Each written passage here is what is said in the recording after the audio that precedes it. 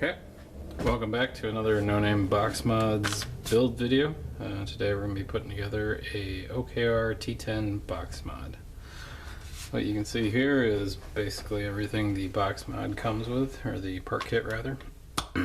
So we've got a 1590G box, a voltmeter in your choice of red, green, blue, or yellow, the OKR T10 DC-DC converter board. It's very small. Just to give you an idea, very small. It's one of the reasons why this box is a little bit easier to build than, say, the Raptor, especially if you're looking for the smaller 1590G box. It's a little bit simpler, and there is not as big a part. Just to give you a size comparison.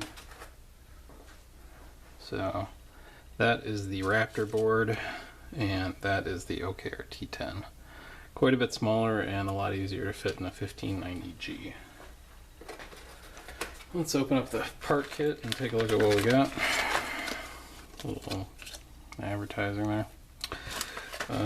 So battery sled holds two 18650s batteries. Some heat shrink tubing. Try to get that in camera.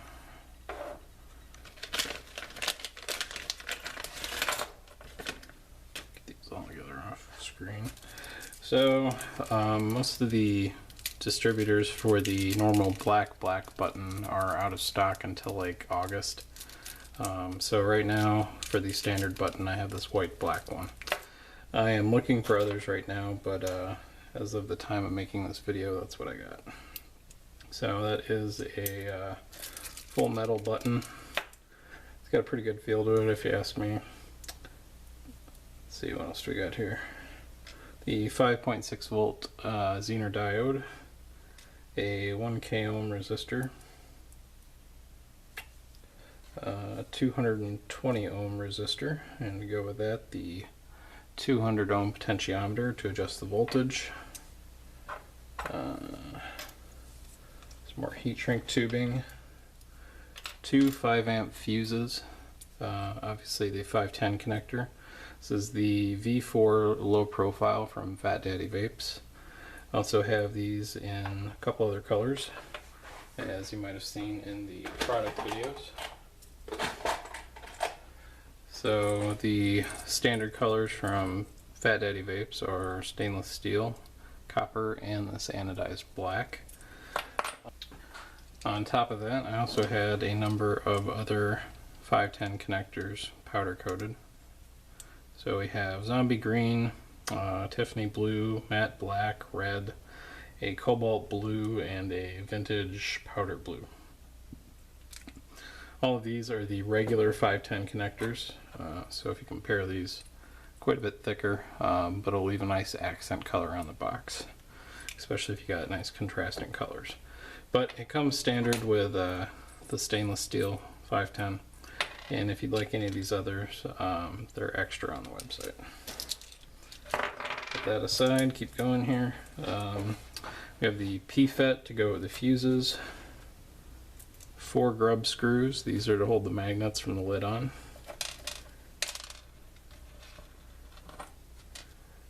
4 neodymium magnets, these are 1/4 inch by 1/8 inch, and they fit right in the lid. And they stick to practically everything in the part kit. And last but not least, we have the 3-position switch. This acts as both the lockout switch and the voltmeter selector switch. So that's everything we need to build the OKR T10. For today, just so it's clear, somebody asked me to build this box, so they customized it a little bit. Instead of the standard black 510, or not 510, 1590G box, we'll be using one of these specially powder coated ones. This is matte black with a green cross. And instead of the white-black button, we will be going with a chrome button, which is also an add-on option. And instead of the regular nickel magnets, or steel, or not steel, but I think these are nickel coated, we'll be using the black epoxy. So that will be everything that'll be going into the box. Just a few little customizations, and since it's a green box, we'll be using the green voltmeter. Next, we'll go over the tools.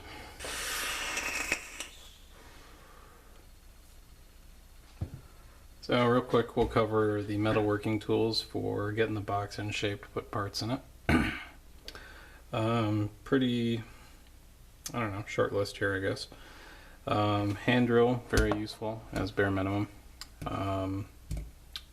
Take care of the main holes in the box, and if you really need to, you can drill out the holes in the lid for the magnets. Personally, I prefer for drilling the magnet holes, I use a drill press, but if you don't have one of those, hand drill will work in a pinch. You just gotta be careful. The main bit to use would probably be one of these step drill bits. We gotta drill a 7/16 hole and a 1/2 inch hole for the button, the 510 connector, and the potentiometer. So that's pretty much bare minimum there. It's a lot easier to use than the really large drill bits, a lot easier to control. Just got to be a little careful you don't drill too far. 1/4 inch drill bit for the magnet holes in the lid. A small drill bit, and this is an 1/8 inch, but you need to make some pilot holes for cutting the voltmeter slot, which would be cutting out a hole like this on the side of the box. For shaping and finishing up the voltmeter slot, the Dremel is really useful with like one of these cutting wheels. I don't know how well you can see that. I'll post the link to which Dremel bit this is. But I use that to make some cuts to get rid of the majority of the metal. Otherwise, you can just make a bunch of small holes and then knock it out. But otherwise, for cleaning up the edges, making it nice and smooth, and get the voltmeter to fit, a couple of these cheap wood files is what I use. They don't seem to be wearing from all the aluminum that I've filed down with them, so it must be okay for that. And the other thing we have to do is wipe out one of the screw posts to give us more room to fit the battery sled and the voltmeter and all that other fun stuff. And having a cutting bit like this barrel bit in the chuck here is good for helping to wipe that out after we drill it out. So that's the basics of the metalworking. It'll make your life easier, but a bench clamp like this really helps. I have this mounted to a 3/4 inch piece of MDF. It's just finger tightened down with these bolts right here, and that just makes life easier for holding everything in place and everything. But if you don't have something like this, I guess you're gonna have to find some way to immobilize the box while you're drilling on it. But yeah, this is what I use.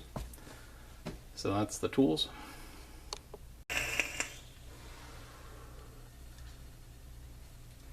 Yeah, good enough. Alright, so before we begin drilling, you want to check the product page and print out the drilling diagram.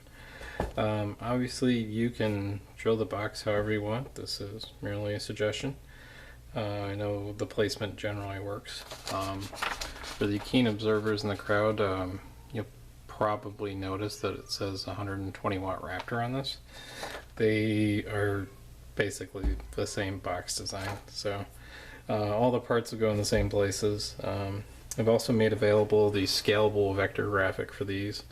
You can go in and move parts around and realign them to your heart's content, but these work pretty well. So there's that. And now that I'm looking at this, yeah, that'll work. So we're using a 0.36 inch voltmeter. If you order your own voltmeter or prefer a smaller one, you might get the 0.28, but all my kits come with a 0.36, so we'll be using that. When you cut these out, make sure you cut outside the lines. The dimensions are pretty precise.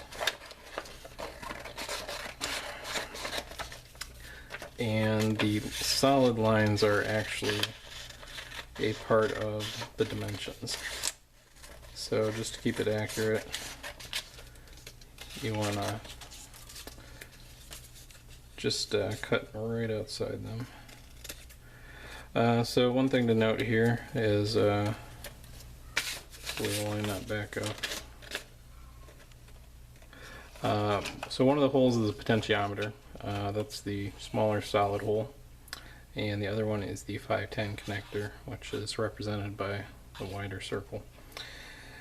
The orientation you put these in is, I don't know, I think it's a lot easier to put the 510 connector opposite of the button.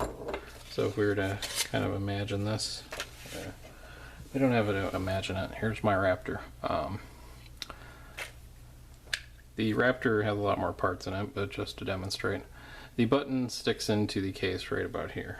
And fortunately, the potentiometer is rather short and the leads are easy to bend, but the 510 connector is not either of those. So if you put the 510 on this side, you're going to have some conflict issues between the button and the 510 connector.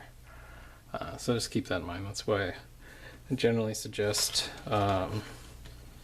the 510 connector on the opposite side. I really got to fix those labels. Make sure to do that before I post the video. Okay, so cutting these out. Trim off all the excess, and I will explain what some of these dashed lines mean here in just a second.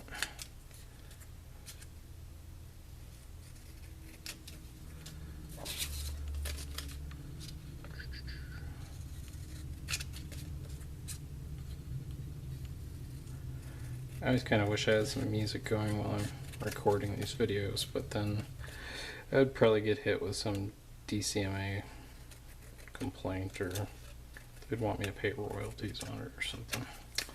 Alright, so here are our two templates. One goes on the side and the other goes on the top. Toss that for now. If you get something other than the plain old black box, you will probably want to take a moment and apply some painter's tape to avoid unsightly scratches on the box.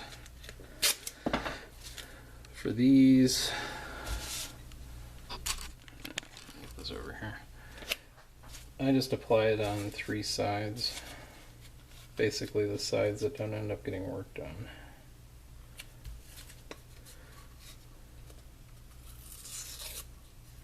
Turn that off.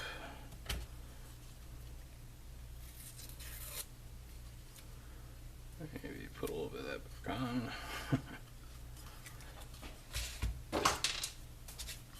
And unscrew this.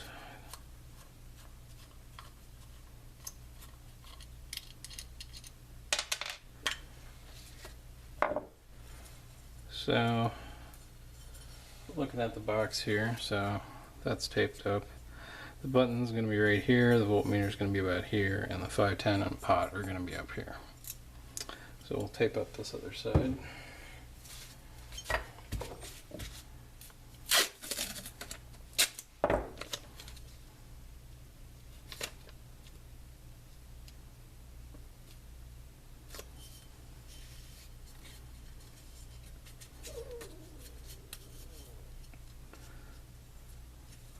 And that'll be good for the time being. Okay, so how do you apply these templates? Good question. You can either use a glue stick, which I always forget to mention in the tools, but who doesn't have a glue stick? These are nice because it just washes right off after you're done. Or you can use a punch, a hammer and a punch. And when I'm doing a lot of these, that's generally what I use, a little tiny hammer and a punch. But since this box has a special design on it, I'm not entirely sure if this is going to line up yet. Get that tape out of the way a little bit. So what do these lines on here mean? You can see these, or something for me to point with.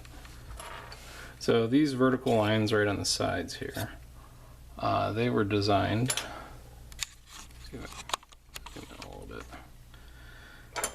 The vertical dashed lines right here actually line up with the screw posts on the inside of the box. I did this because it's kind of hard to line up things with rounded corners on them. So generally you would apply it just like that. And that is almost perfect alignment with that stripe. I really want the 510 connector to be centered in that stripe there. So after I shut off the video here, I'll take a little bit of time and center it specifically on that. But all you really got to do is apply a little bit of glue. I'll show you with the other one.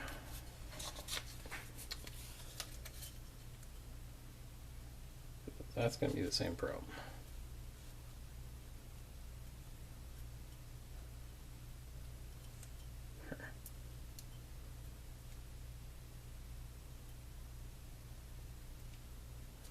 This is like one of those OCD things for me.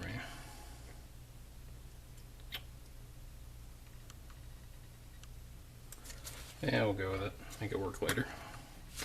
So you take your glue stick and very thin layer here.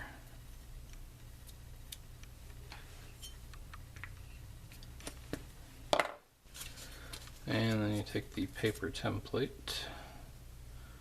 And normally you'd line it up with a screw post, but obviously I'm not doing that. And you want it right at the edge of the top here.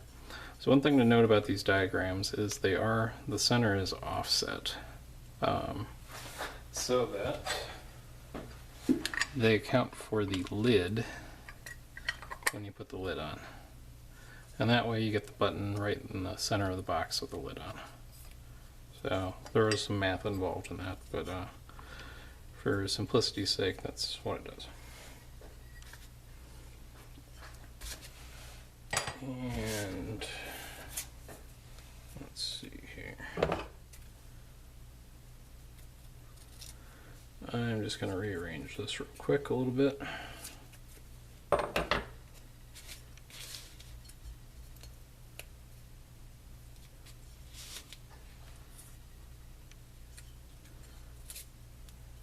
Now the potentiometer is kind of thick and we don't want it to run into that screw post. So I'm going to make sure that lines up.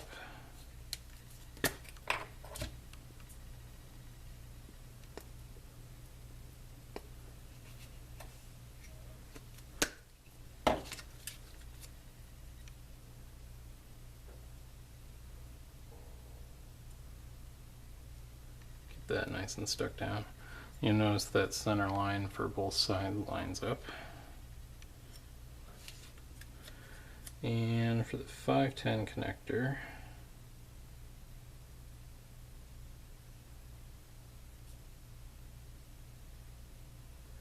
actually almost just perfect.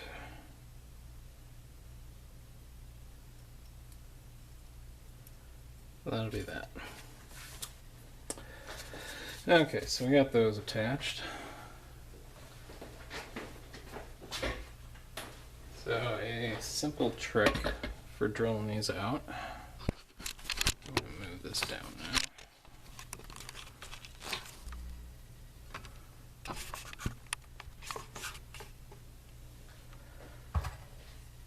Okay.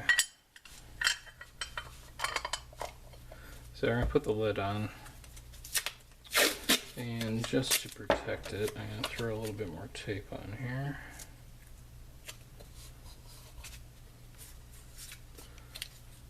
Consequently, the 2-inch painter's tape is a perfect fit for these G boxes.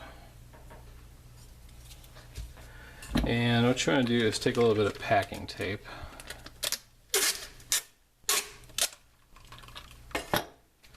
And the only part we really got to worry about here is the voltmeter, because we're going to be doing a lot of work on that. So we're just going to apply the packing tape right over the voltmeter cutout. There we go. So right here. I I don't know if I got that in camera. There we go. And just smooth that out. And that'll give a little bit of resiliency while we're drilling on it. So there's that. And now we'll get this clamped in.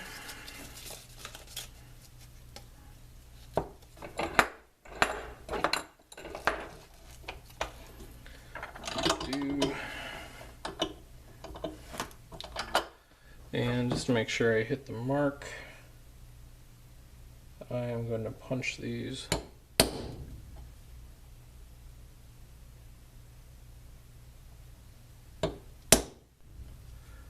There we go.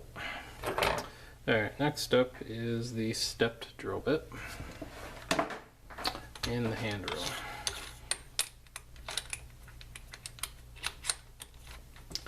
So the 510 connector we're going to do to 7/16, and that'll be just a little bit bigger than it needs to be, but that also gives some room for play when we're tightening it all down. So I'll do that one.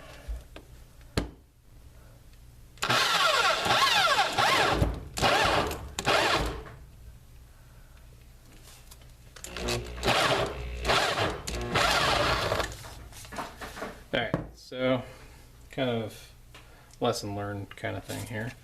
I don't know if you can see on the video. Alright, so what you can see here is a little bit of the bare aluminum. That is one of the downsides of these step drill bits. You want to be careful when you drill so you don't eat that ring out. Fortunately, the 510 connector will totally cover that up because it's got the flange on it. So we don't have to worry about it in this case. But when we do this ring, or this hole for the potentiometer, that is when we have to be very careful so it doesn't scuff it up.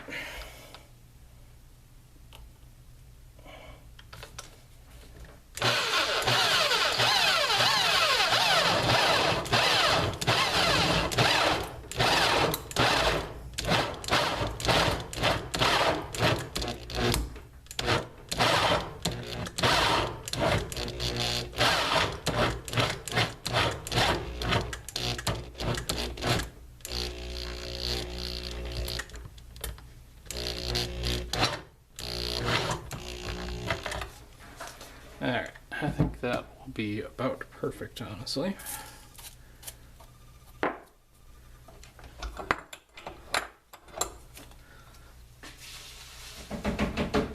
Shake all the junk out. I always like to brush this off in between drilling and moving the box around, because you don't want to get all those little aluminum bits crushed into the box. Now we'll clamp it on the side here. And we'll do a 1/2 inch hole for the button. I guess I'll tap that real quick. Not tap it, punch it. Kind of an odd choice of vocabulary on this one.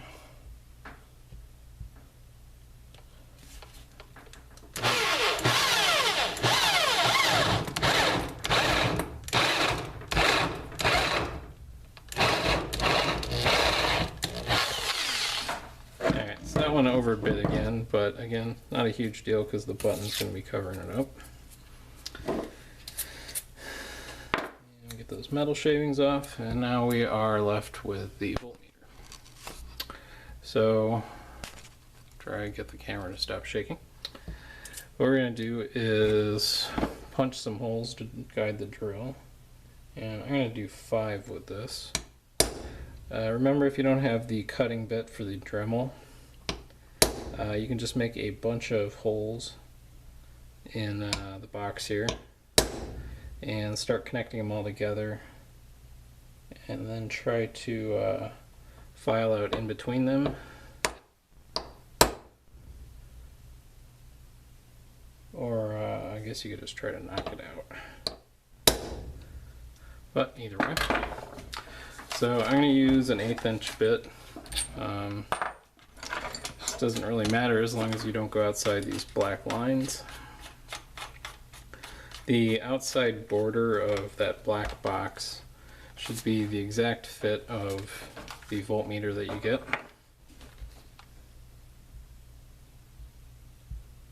I'm going to drill these 5 holes.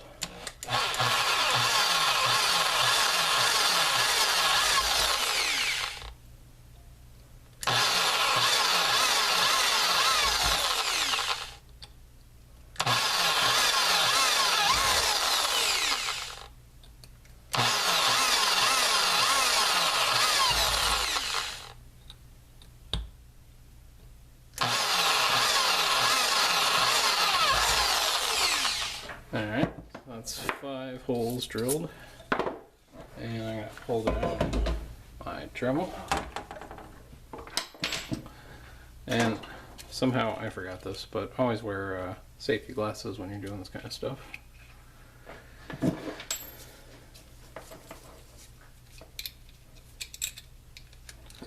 So now I'm going to put that cutting bit in the Dremel.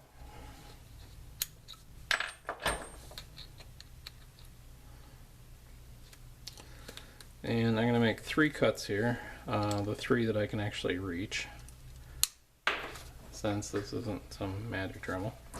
So I'm going to cut along this side, and then the bottom, and then I'll knock out that center piece, and then file the rest of the way.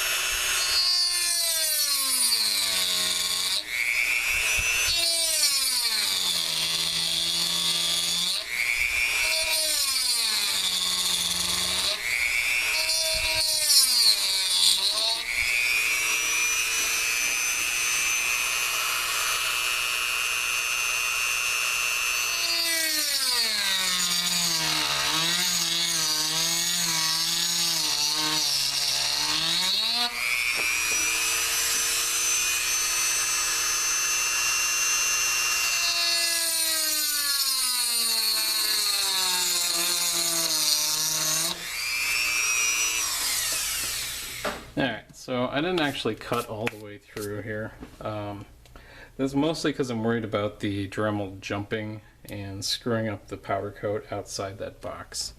So I just kind of score it and then hit it really hard with a hammer. And that knocks it out. So next up we got a square file, which is for doing the corners, and a flat file for doing the sides. And this is about the point in the video where I note that if you don't have the tools for doing all of this, I do offer a drilling service for these boxes. And for doing a box like this, it'd be 25 bucks.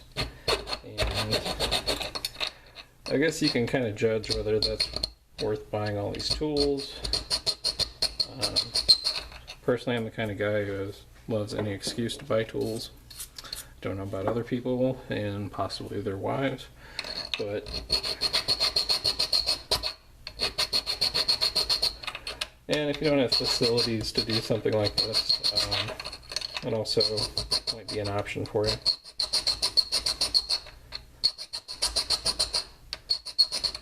So right now I'm just trying to rough out from where we drilled and just flatten them out, not making any real attempt to size it at this point, mostly just cleaning it up.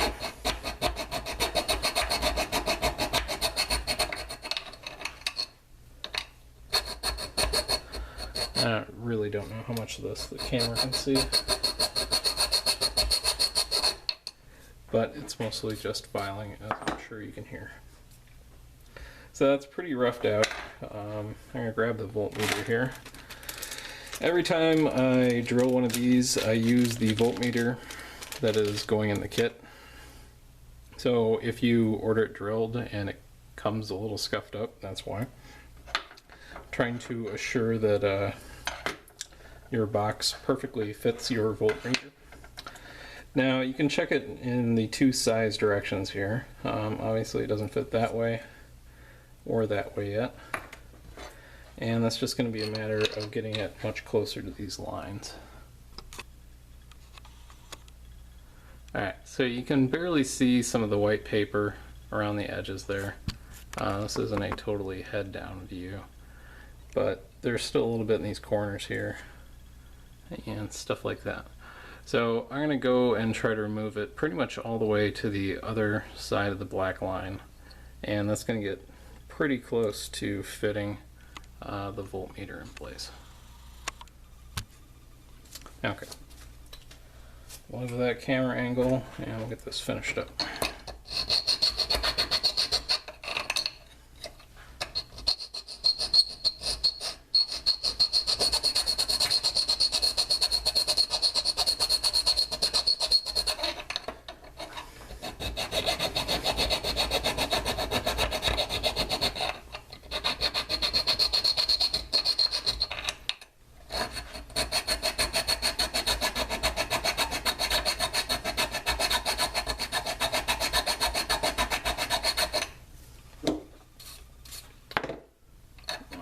Filing.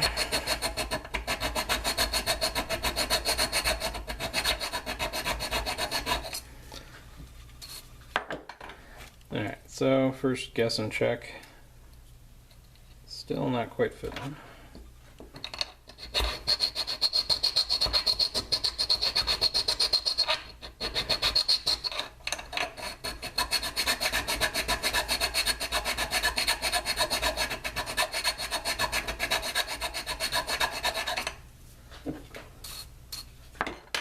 That should be getting close.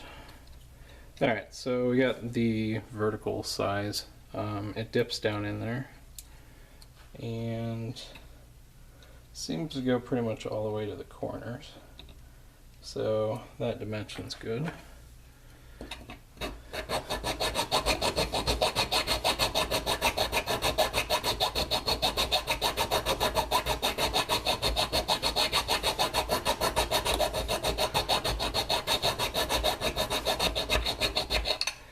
I do worry if I make this part seem easier than it looks. Please keep in mind I've done a really large number of these now, and I've gotten used to both the limits of the diagram and how much metal to take off.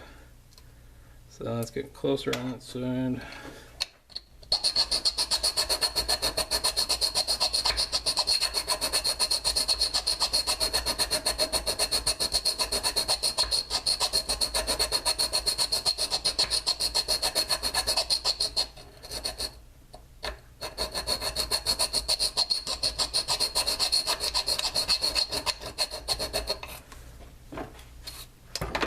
Alright, that's pretty close. And you can see the packing tape is just kind of keeping the paper in place. That's the main reason for putting that on there.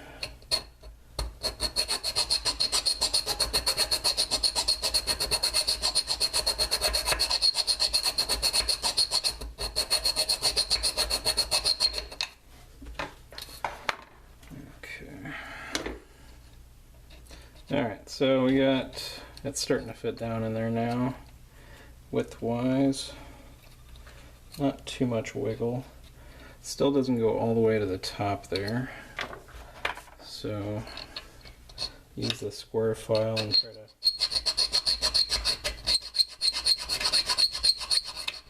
both clean out the corners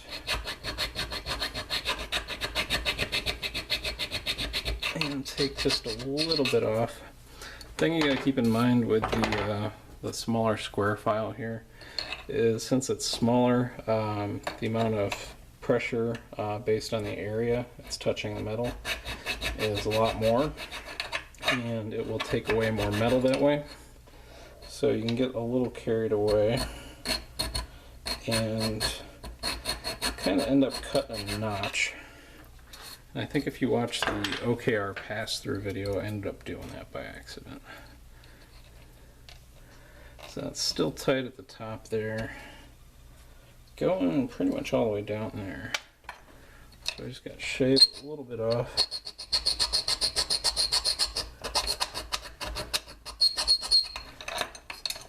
Make that delightful sound. clean up the corners. And guessing that'll do it. So now all the corners are clean. It's got good fit in both directions. And I'm just going to try to test fit it in here. It's still fighting me a little bit.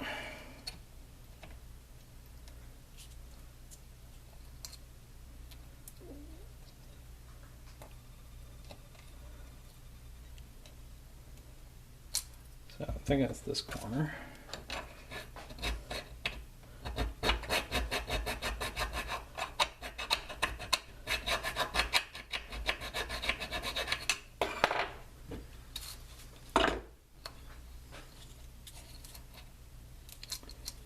Still a good fit.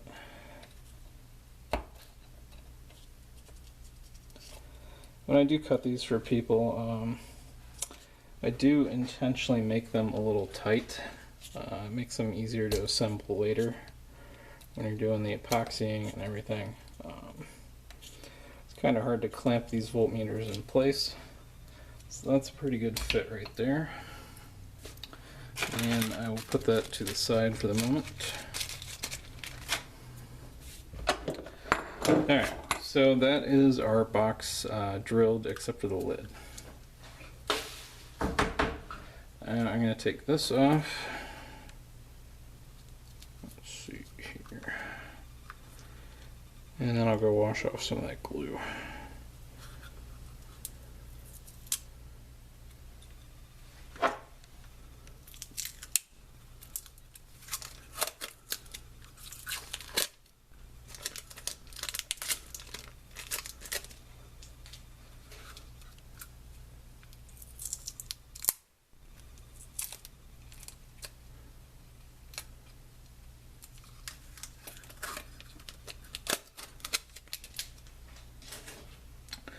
Okay, so yeah, that looks kind of crappy at the moment. Zoom that back out. So I'll just go wash that all off, and we'll see how it looks. Okay, so I've got that cleaned up, and it looks pretty clean. Got a nice clean cut with the potentiometer hole. That one doesn't matter too much. Neither does that one. And nice square cut. Still a little rough around the corners, but that'll be okay. So 2 quick things to finish up. We need to drill the lid. So each of these screw holes needs to get drilled out to fit the magnets. And where are those? Stuck to everything. So we're going to use the 1/4 inch bit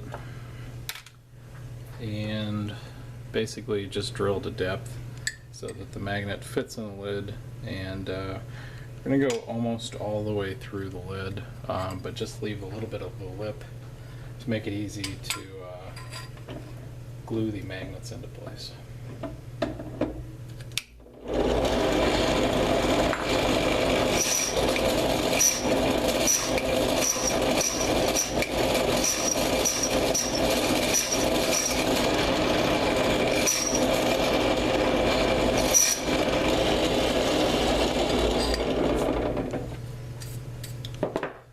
Okay, so that, and then you just take the magnet and do a test fit. You can see that's pretty flush right there, so that's about the depth we want.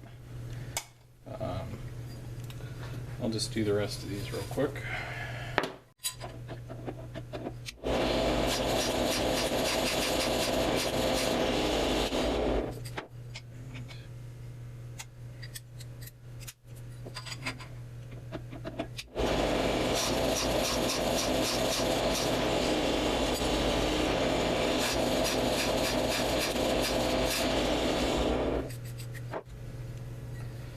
Alright, so that should be all of them.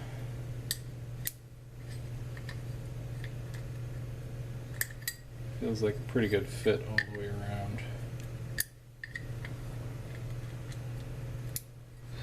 We'll glue these magnets in as one of the last steps, so the lid is pretty much done for the moment. The one thing we have left to do, I'll just kind of show it here. So the battery sled and the voltmeter are going to have kind of some issues here. We're going to end up modifying the battery sled to slim it down a bit, but we also need to remove this screw post right here. And the 3 screw posts that remain will be enough to hold the lid on with no problem. So I'm going to drill that out and then use a Dremel to remove the remaining kind of flash around it.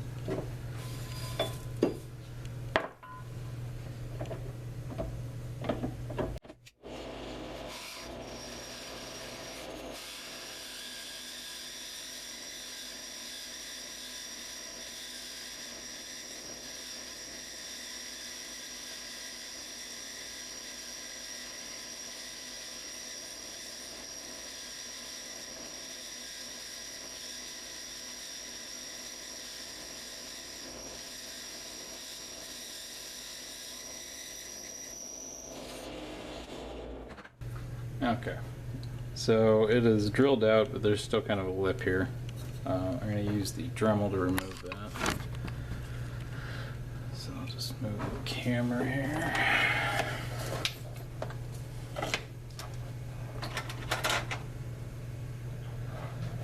So I'm going to use that barrel bit that I introduced earlier. That would be this kind of cutting bit. It's nice as it's got the side cut on it, and it also has ridges on the end of the bit here, and that'll be helpful for smoothing out the bottom.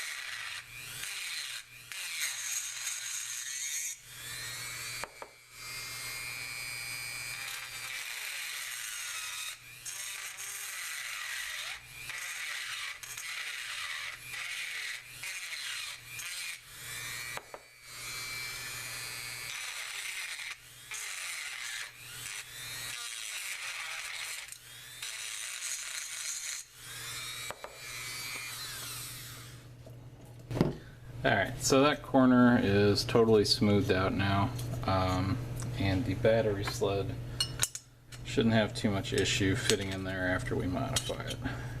There'll be plenty of room for the voltmeter to go in the slot here, and some room for the OKR chip to sit right about there.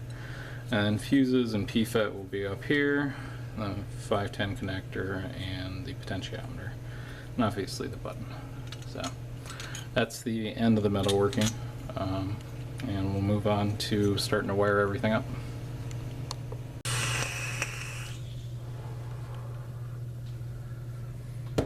Alright, so now we'll start assembling all of our parts. Might want to take a moment to go download the wiring diagram.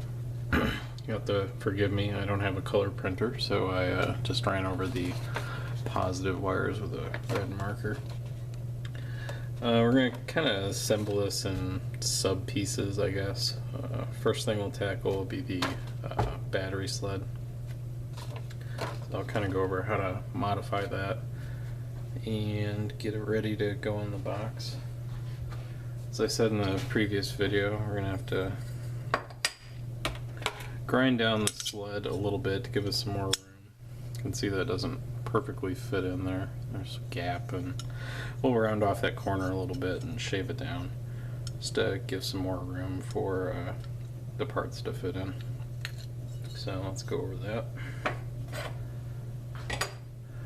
I usually use the Dremel to take care of this, and since I have a headache right now, I think I'm going to forgo that whining noise and just kind of show you the difference.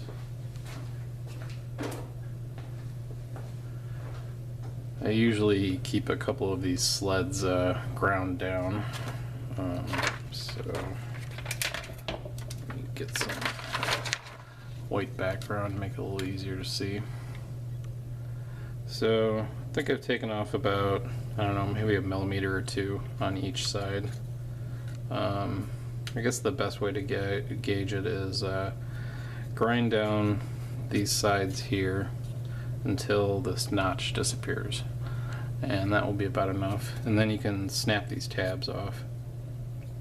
The other thing you need to do is pull out these contacts, the battery contacts,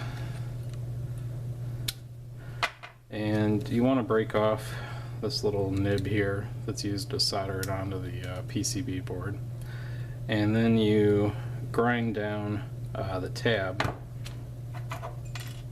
I'll show you here on these. Alright, so you can see on this unmodified one the tab goes all the way down, and that would be bad because it could easily arc from there to the box, and we wouldn't want that. So on the modified sled here you can see there's a bit of a gap here, and the contacts can't really touch the box and short out. So you can use a grinder for that, or I suppose you could just run it over some sandpaper a bunch. The other modification we have to make, hang on a second. The other modification we have to make is these battery sleds are kind of meant to be permanent, and if you notice here, this contact is bent in. So on the normal ones they come straight down, and if you try to use your batteries with these, it'll tear up the battery wraps. So there's a really easy way to modify them. Just grab them in between the pliers like this. So kind of got like a backhanded grip there, and you just put it on the table and bend it to a 45 degree. So make sure you can see that with the camera. So just bend them in, and then it doesn't wear on your battery wraps and tear them up. So this is pretty close to the final modified battery sled. We only have to do one more thing with that and just round off a corner, because right now it'll fit, but it could fit a little bit tighter. So I'll do that real quick, and hopefully that doesn't make my headache any worse.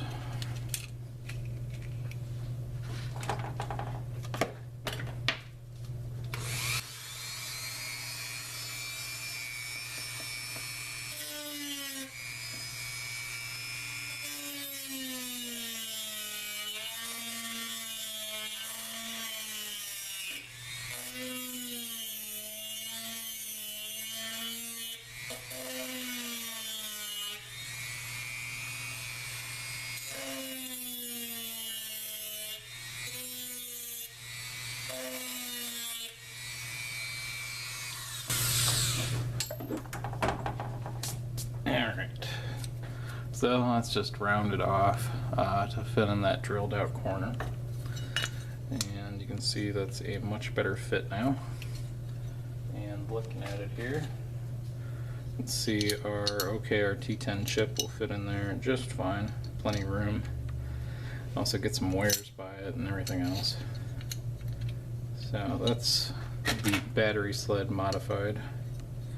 And if you really want to see the whole process of going through that, you can go check out the Raptor video. I do the same exact thing in that video. Alright, so next up, as per the instructions or the wiring diagram here, we have to bridge these two bottom contacts so the batteries are run in series. and that is relatively easy to do. Let me fire up my soldering iron here. Let's start getting this prepped. So I'm going to cut off a short length of wire, usually about the width of the battery sled. And I'll strip off a good bit of it. Usually got, I don't know, about a 1/4 inch there, I'd say. And just to make these easy to solder up, I tin these. If you don't have pre-tinned wire, you need to do it anyway, so keep that in mind.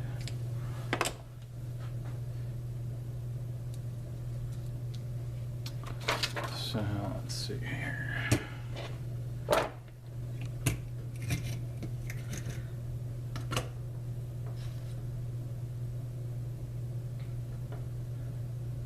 Tin up the end and let that cool off for a second. And while it's doing that, what I like to do is put a small blob of solder on these contacts. I don't know what it is about these contacts, but they don't really like to solder that much. So if we just prep them here with a little bit extra solder each, I found it makes a lot easier to get the wires stuck to them. This might seem like a crazy amount of solder, but believe me, it does make it easier.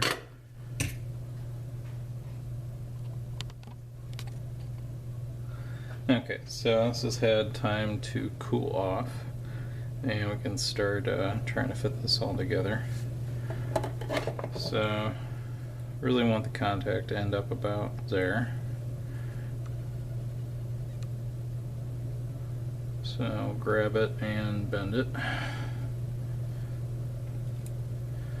And then, I guess this is kind of an art, but I just mark the insulation a little bit. And I got something to measure from. So I'll trim off some of the extra. And then strip this off. And tin it up. Now the thing you gotta be careful with is this is a very short piece of wire and it gets hot very quickly. So I will not be surprised if I burn myself.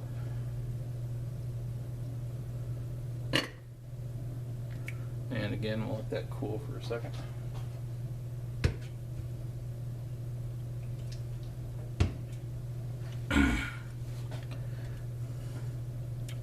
Alright, that's still a little warm. So this will put the batteries in series. Negative end will start here, it'll wrap around, and then positive will go out here. And we'll just try to keep that isolated from the box. So we don't want this sticking up too much. And then we can just measure this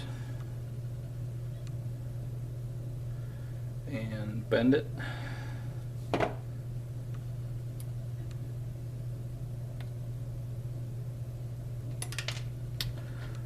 And let's put a little bit of flux so we can melt those two solder joints into each other.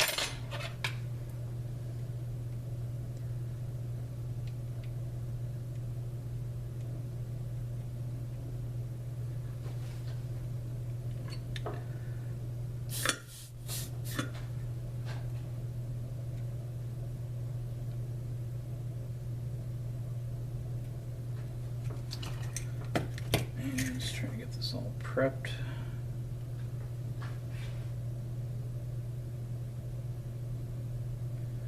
Like I said, we don't really want this to stick up too far. I guess I'll do this side first.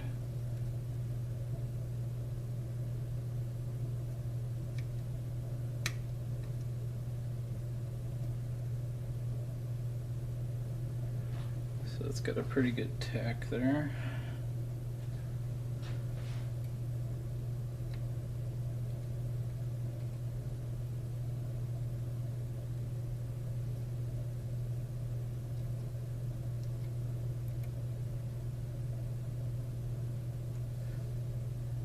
Fortunately, this is pretty well insulated wire, and I think that's all silicone, but I still managed to melt it somehow.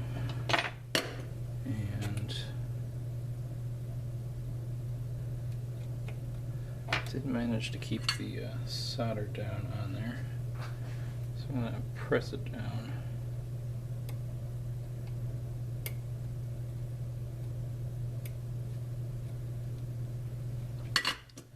Stabilize this a little.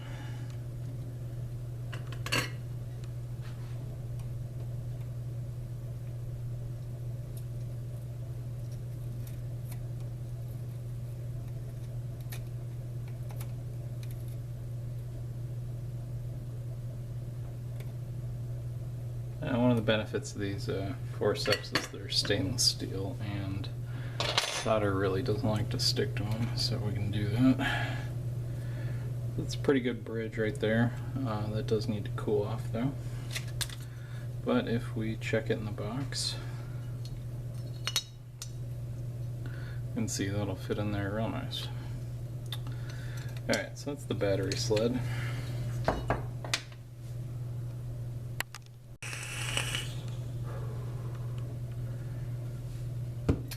Next up, we're going to do the fuse and PFET assembly. So we got our two 5-amp fuses and our positive channel MOSFET. That comes in this tiny little package. I do hear from a lot of people that they, well, maybe not a lot of people, but a few people. This is probably the most commonly broken part out of my kits.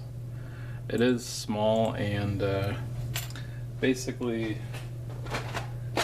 could have gone with something more sized like this MOSFET. Would have been the same package size, but that's a lot to fit, especially with the Raptor. So we have these tiny PFETs.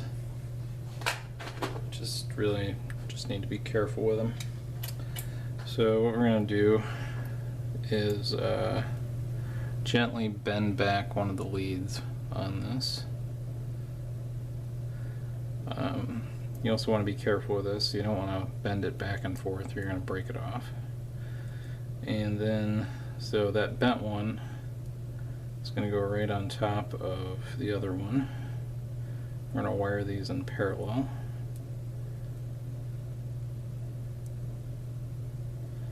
And just get them together like this.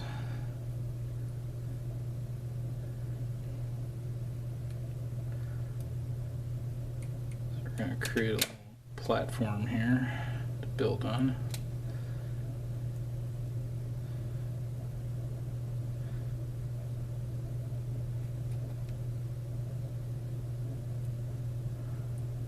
I think I might use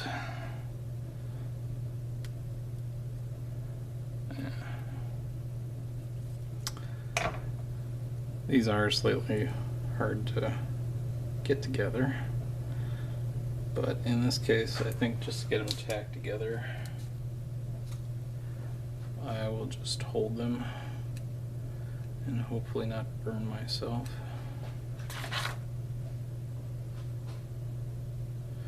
So I just put a little flux paste on there.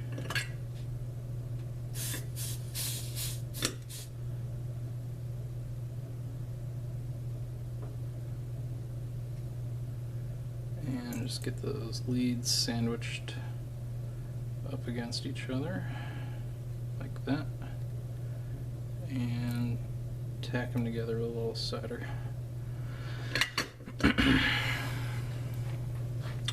Alright, so I should be able to hold those together a little bit easier now. If we look at the wiring diagram here, the tab on the PFET gets attached to one side, and that's what we just soldered together is where that's going to go. And then the right side leg goes to positive and VN on the OKR board, and the left side goes to ground. So we're going to do that. And again, this is where the forceps come in.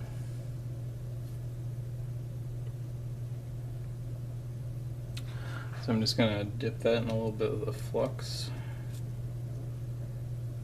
to make it easy for the solder to flow.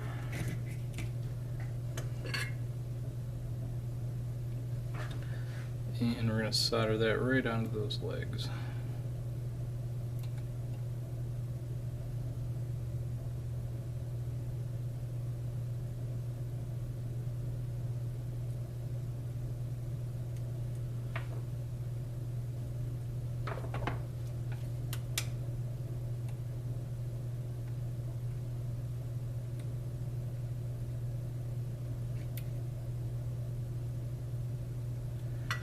That's about all you need there.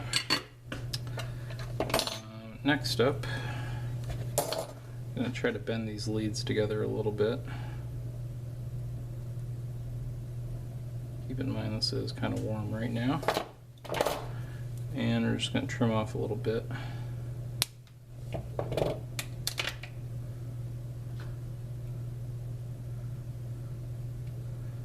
So it might be better to grab it on that side to get those to stay together a little bit. So we're gonna just get a tail of some of this 18 gauge wire.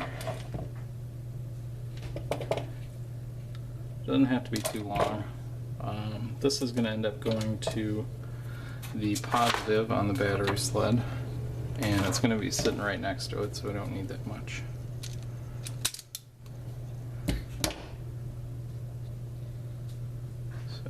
We'll solder that on there.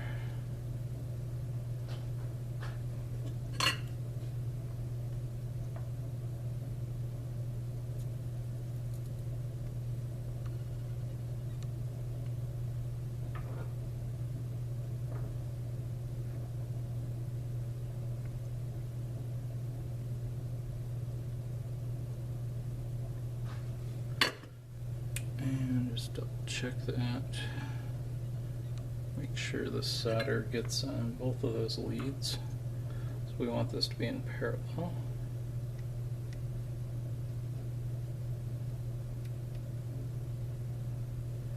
Which means warming it up enough.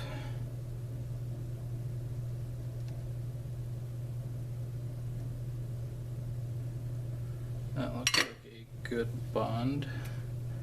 Got a nice bead all the way around that. And then we'll grab some of the heat shrink tubing that comes with the kit and put a little bit over that end.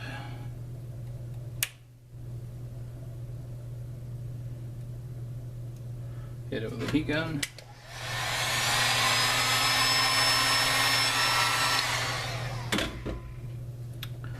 That's about it for that end of it. Next up, we're going to throw some, where's my black wire at? Jeez. Alright, so we're going to take a little tail off of this. Again, doesn't need to be long.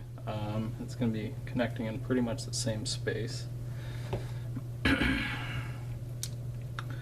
Also, don't need to bear too much on this one.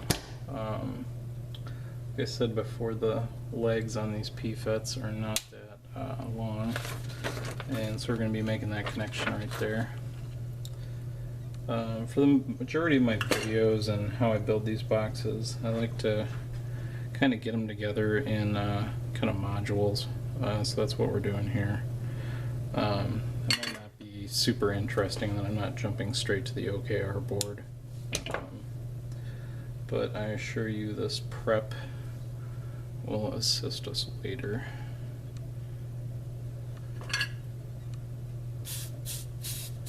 So this is going on that left leg there.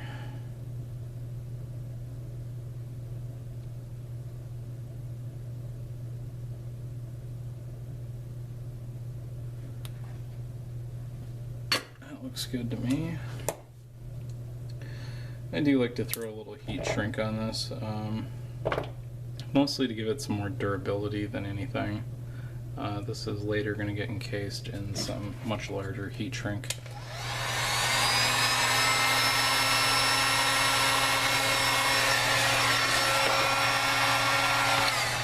So there isn't a huge concern about it grounding out or shorting on anything. It's just mainly to give that wire some durability. And that's actually all we're going to do on that for now.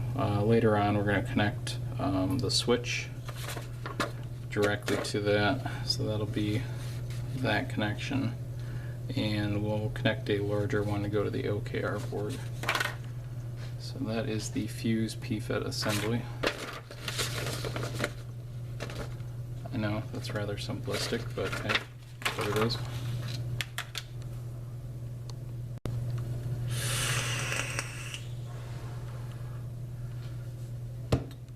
Okay, so we're going to do a quick little thing here, which is assembling potentiometer and the resistor that goes to it. This is the 220 ohm resistor. It is most likely the little tiny brown one in the part kit, and will be for the foreseeable future. Alright, so this wiring diagram is like you're looking at the back of the potentiometer, and there's these 3 leads coming out of it. So we got the middle one at the bottom here, and what we're going to do is connect the middle one, which is called the wiper, to the right one, and we're going to connect the resistor to the left one. I just want to get this kind of wired up essentially as it is. So what I do is just go ahead and bend this middle one straight over so it's kind of flat like that, and then wrap it around the right one. Just like that, and then I kind of just crimp it together. So it's connected right like that, and then just a tiny dab of flux right there, and we're just going to hit that with a little bit of solder so it creates a bead. And because these leads are so long, I usually trim off like say a third of them, just so they don't stick out too far. And what we're going to do is attach the resistor to this left lead. So, yeah. I'm looking at a very tiny screen on my camera here, so kind of bear with me. We're going to trim off a good portion of one of the leads and solder that to the left lead on the back of the potentiometer. So, don't really want to hold this with your fingers while you're doing it. You can clamp it in place if you prefer. I just tack it on.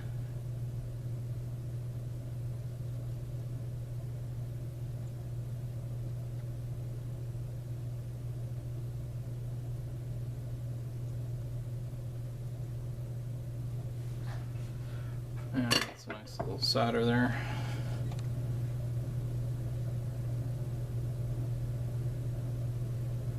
Good enough. Turn that around, and we're going to put a little black wire on that.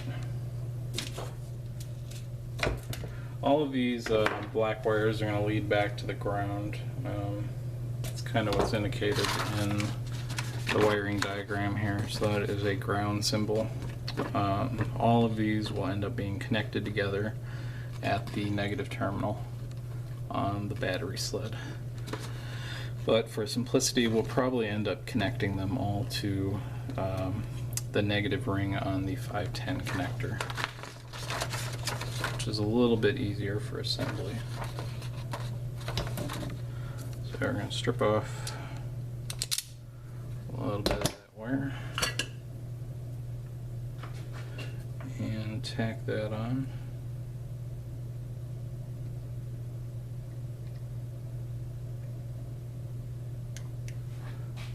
That should be good.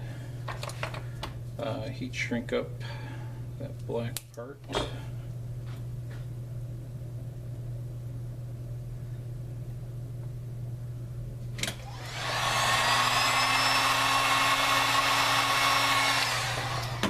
And I think since we're going to end up doing it anyway, we might as well connect the red wire onto the resistor.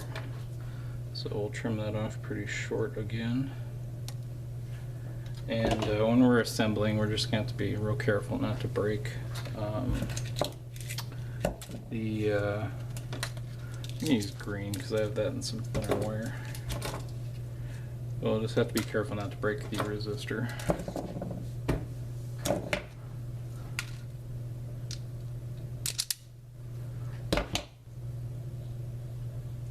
So we'll tack that on and put some more heat shrink tubing over it.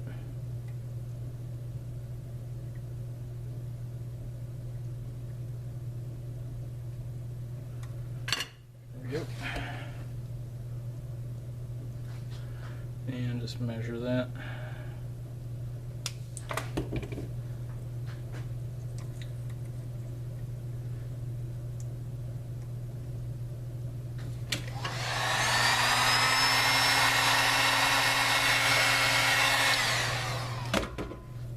So that is the potentiometer and the resistor connected together.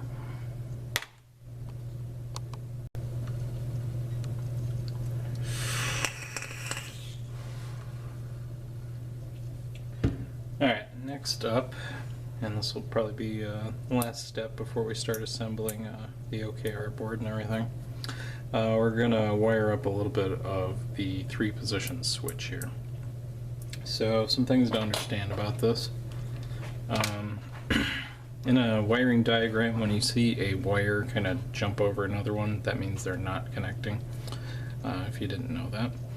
So what we have here is we're looking at the bottom of the double pole double throw switch. I guess technically this is a double pole triple throw switch. But what we want to happen is when it's in the middle position, the mod is locked. So the fire button won't fire, and you can put it in your pocket or wherever without worrying about it bursting into flame, because it's been firing for 10 minutes or something. Although at that point the fuses should cut out, but just in case. So what we want to do is make it so one side of the switch, and this is essentially 2 switches in one. So this middle pin connects to the left pin when it's in that position, or the right pin when it's in that position. So, and when it's in the middle position, it doesn't connect to either one. And same goes for this bottom one. So it's basically just switching 2 switches at once. And it's kind of desirable for us because we can control 2 things with it. So this top side here, when we wire it up like the diagram, we're taking the voltage input and allowing it to connect to the fire button, which connects back to the on-off pin on the OKR T10 board. So that's the left or right position, and that's why we wire it up so this top left, top right, and bottom right pins are all connected to voltage input, which comes from the PFET.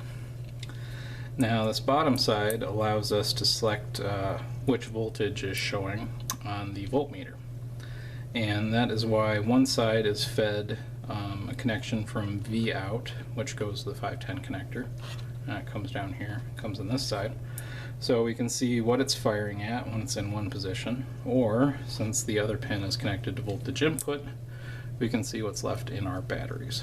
So we're going to wire up these 3 pins together real quick, and we'll put a tail on this middle one here, and we'll leave the others. No, we'll put a tail on that one too. So we'll put most of the wires on here so we can get it all connected together. Let's flip that over again.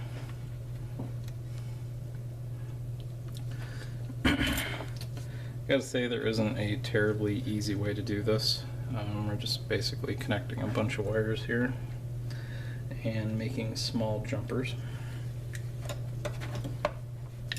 So if you have some super thin wire, that's totally okay to use. There's not going to be a lot of voltage going through any of this. Not a big deal. I'm going to tin up the end of this.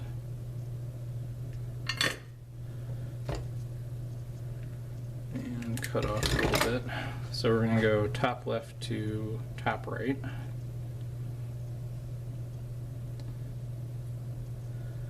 And I just want to get this kind of measured out before I get too far.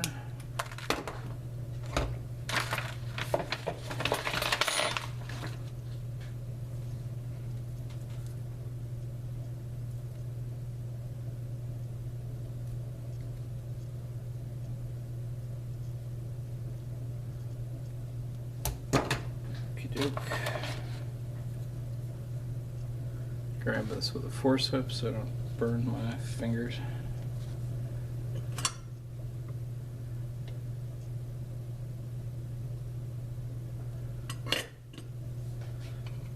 Alright, so we got that little one. And we'll do another little loop.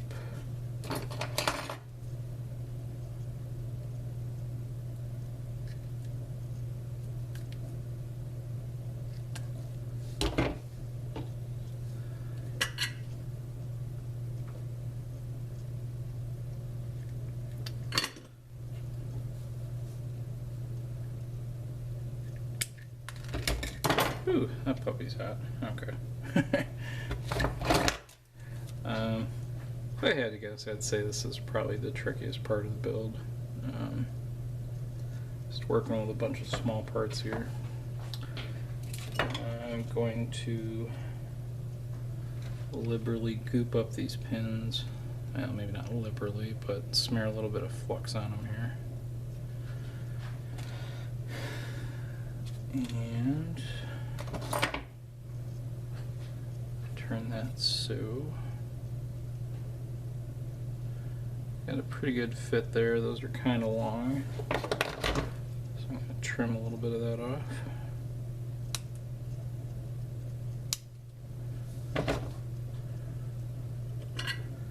And we'll tack those down.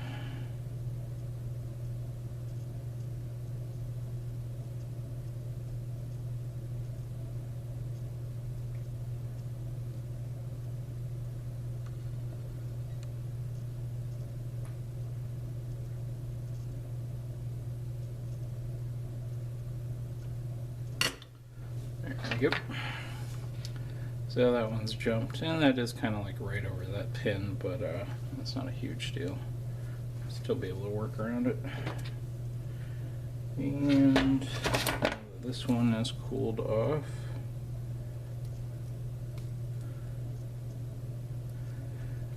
I've had a couple of people tell me they use a little bit of wire out of a network cable for this. Which would make it exceptionally small, but possibly easier to work with. So if you don't want to go out and buy a whole reel and you got some network cable sitting around, that might be an option for you.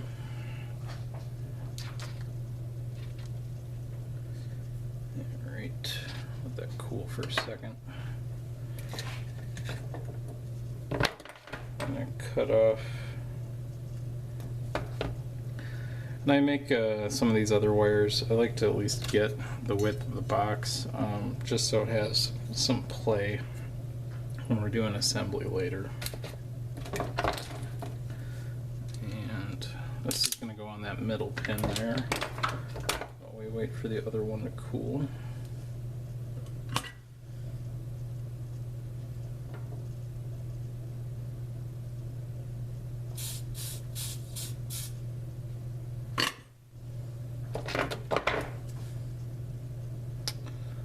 Gonna bend a little right angle in that to make it easier to get in there.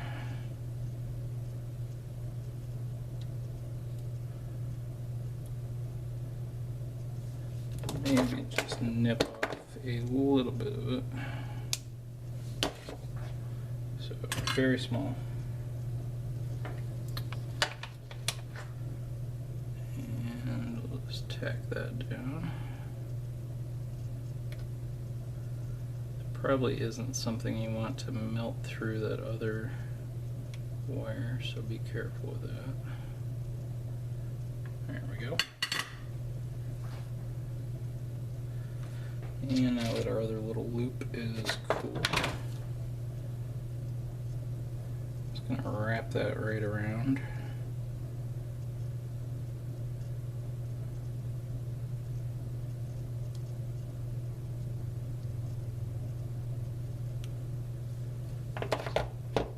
And trim off a little bit of these long leads.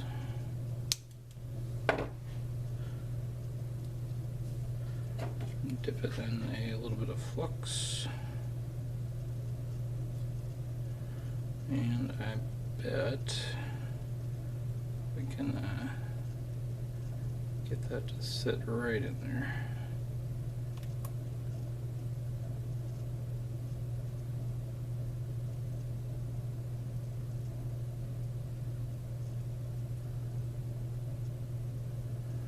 Just like that.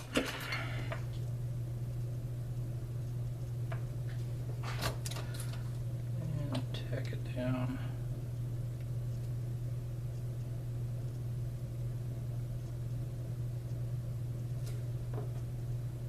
Ding.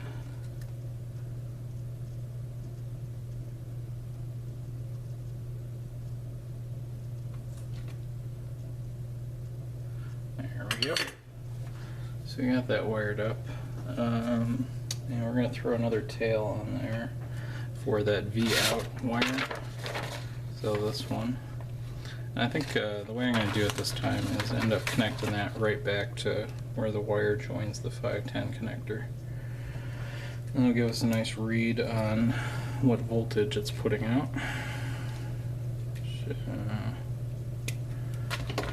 Really doesn't have to be this long, but make it a little easier.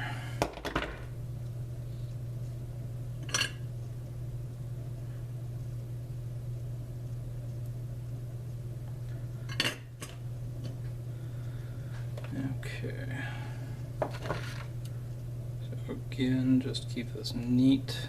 I'll put a little bend in that.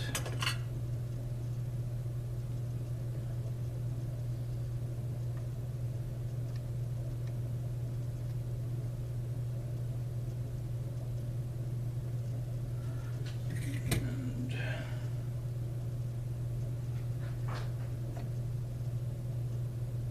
let's get that tacked down on that bottom left pin.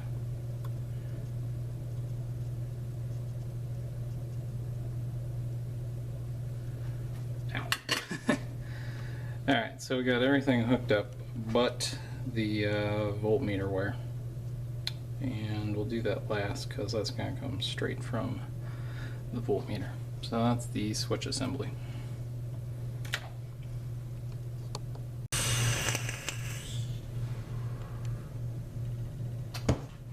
Alright, so what's up next? Next we're going to put all the wires that we need to, or yeah, most of them anyways, on the OKR board. It's going to be a little tricky, but we should be able to handle it. One of the downsides of this OKR board is really that it's so small, and these pins are very close together. Normally they'd go on a PCB board, but we don't exactly have that convenience here. So one of the first things I'm going to do is find my pliers. I have right here. And I'm just going to kind of tweak these pins out and kind of splay them out a little. It'll make it easier to solder stuff too.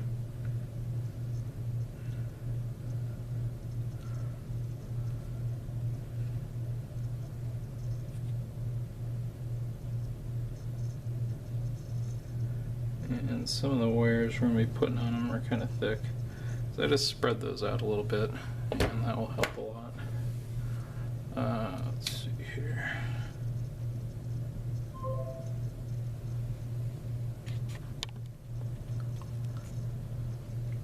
So the first part we're going to put on is the 4.7K or 1K ohm resistor.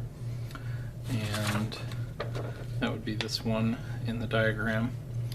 Just to make it a little bit easier and not have, I don't know how many grounds we're going to end up having here. 1, 2, 3, 4, 5, 6. I'm just going to solder the resistor from the pin on the right, so I'll call that the number 5 pin, to the middle pin, the number 3 pin, which is also a ground. And that's just going to take a little bit of creative bending. And I think I'm just going to kind of shape this around.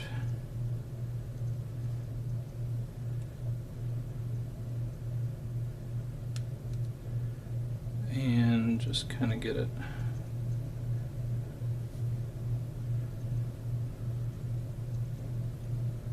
shaped to fit those 2 pins there.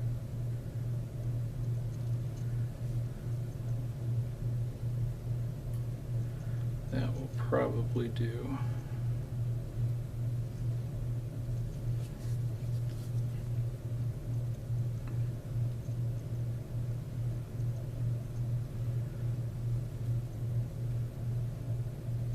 Yeah, that's a pretty good match. And I'll just put a little bit of kink in that so it lays down onto those pins. So that'll be a good start.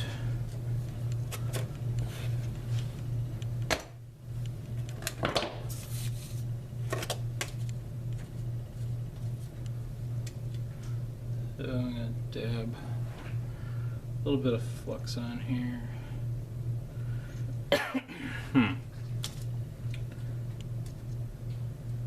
And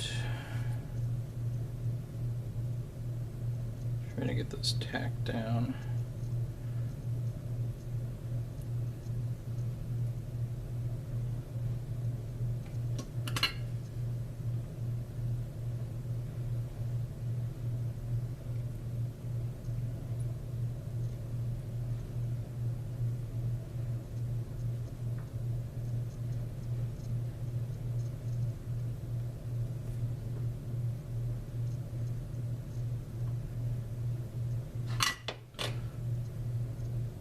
It looks like it's attached. So I'll trim off those leads.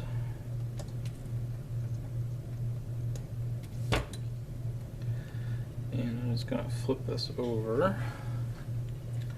And next up, let's see, what do we got here? I'm going to do the middle pin for the ground. And that'll be some black wire. That's 18 gauge.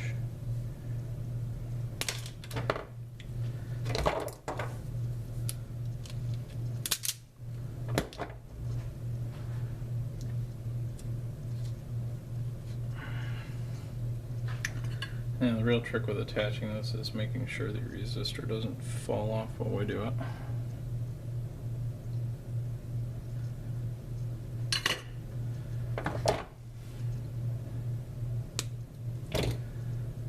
Okay.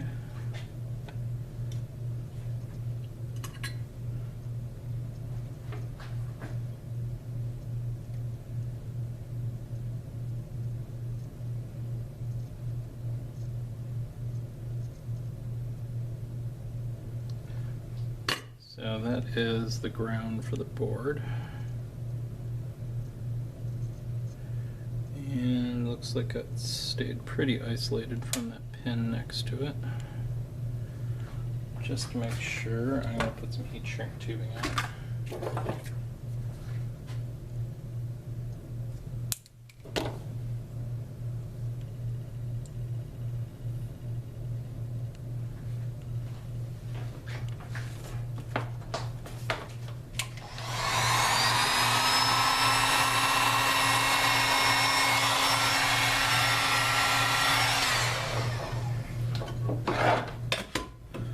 Okay, so that's the ground. Next up is voltage in, which will be the number 4 pin. And we're going to use the 18 gauge for that again.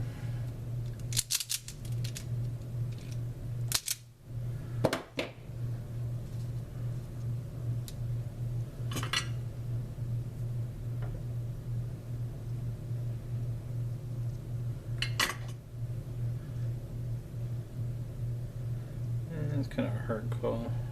We'll go from the top with this one. If you stagger the wires, every other one can get a little easier to get them onto the pins.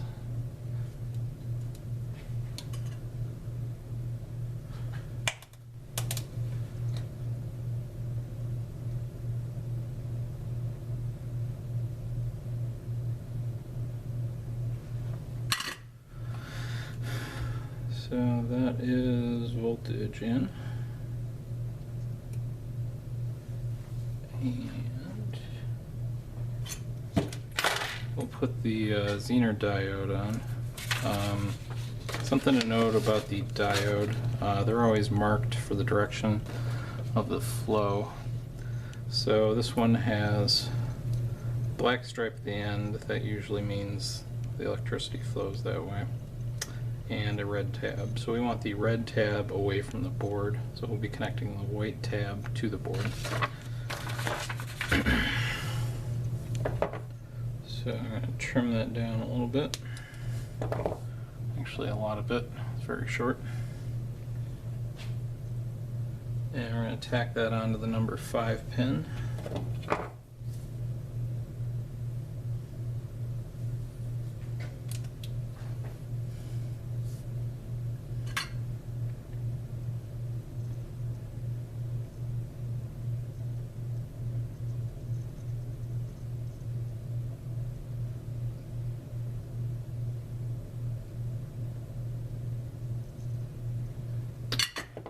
Looks like we got a good solder out of that.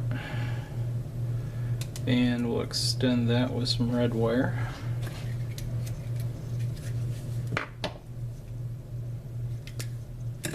This will be the wire that goes to the firing button.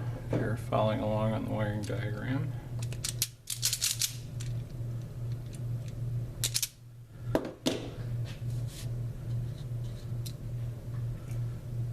And we'll tin that up.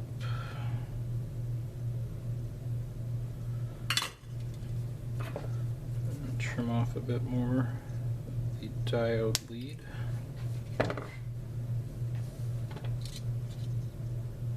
Might have been easier to solder the wire to the diode and then the diode on, but it's not really making much of a difference here.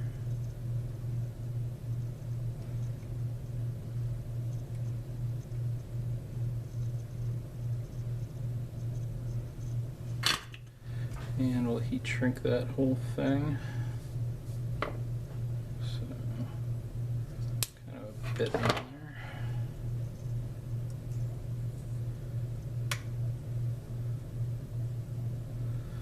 And we might as well take care of that voltage in while we're at it.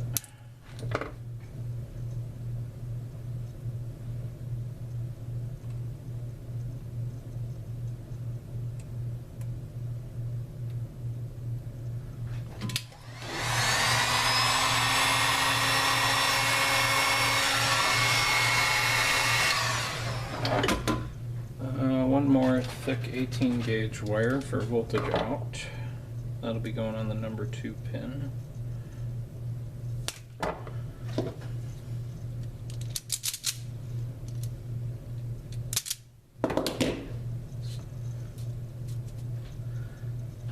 And I do have pre-tinned wire here, but sometimes it's easier just to tin them up a little bit to get them onto these leads.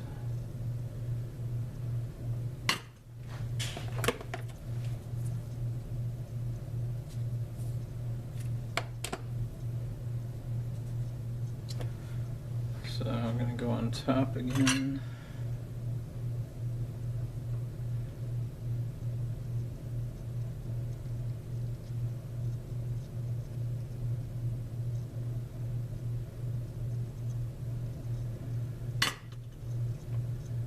And that looks good. So a little bit more heat shrink tubing.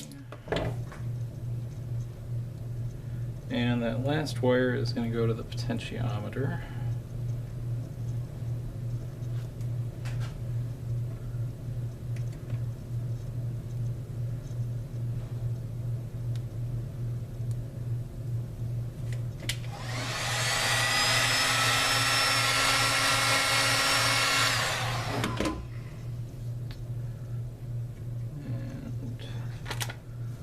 I look at our example here, hang on.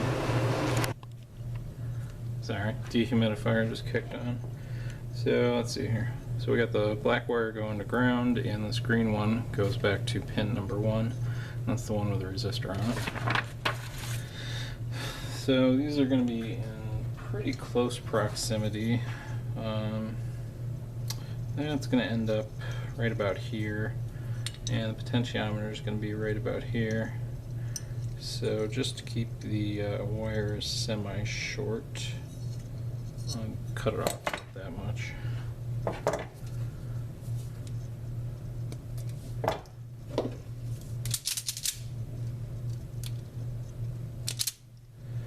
And we'll put a nip of heat shrink tubing onto the wire before we solder it on.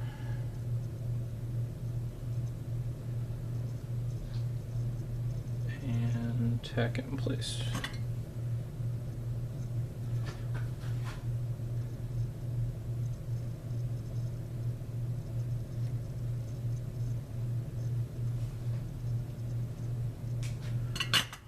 Looks good. Shrink it down.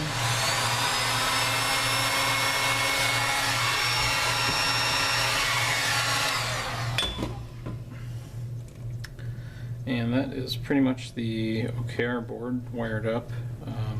Just got the leads coming off of it and the resistor and diode on. So let me take, there's 2 sizes of heat shrink tubing. There's really wide stuff, and that's going to be for the fuses. And then there's the skinnier stuff, which is intended for the OKR board. And we'll just squeeze that over. Maybe measure out a little bit first. Got the scissors here. So I want a little bit of overhang on either side. That ought to be about perfect. And shrink that up.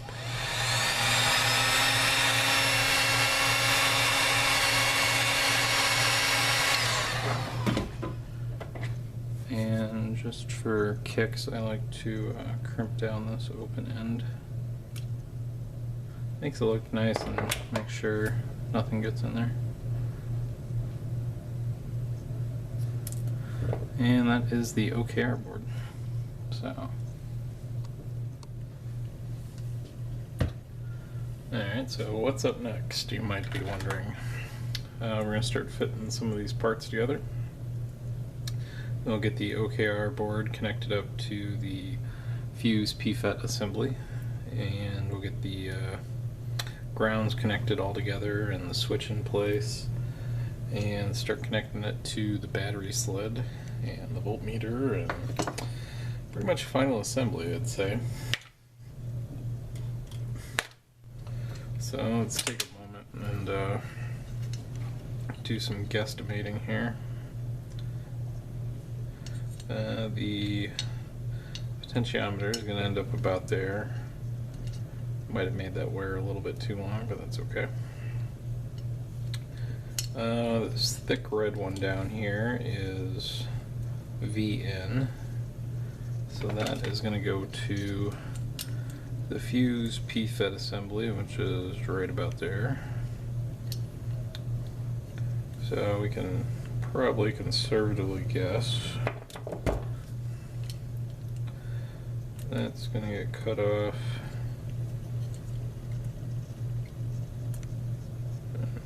We'll say right about there. So it's such an exact science, I know.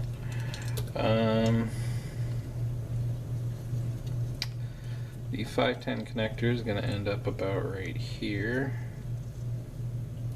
So we can trim off that ground, or at least mark it,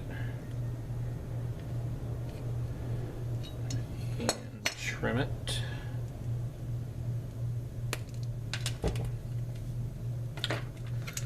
Going along with that, I'm going to guess the V out, which goes to the 510, probably be right about there. Again, conservative estimate, don't want to cut too much off. This wire is going to go to the switch, so we can worry about that last. And the potentiometer here, just going to kind of wait until we get more of it assembled before we decide which direction it's going to go. Might be simplest to connect it right back to the 510 here or put it on the battery. So since we got that going, probably be a good idea to get the OKR hooked up to the PFET. And since this is a little short, we'll use that.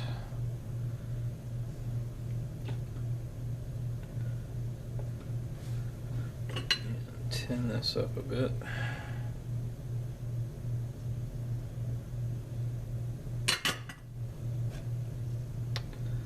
Get that in the clamp here.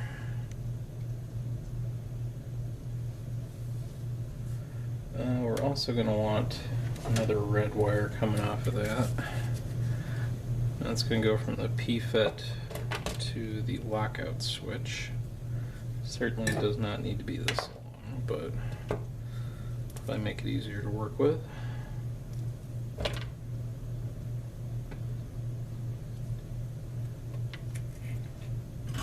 We could have also attached this wire to the OKR board directly, but given how small those pins are, I kind of feel like it's easier just to put it on the PFET.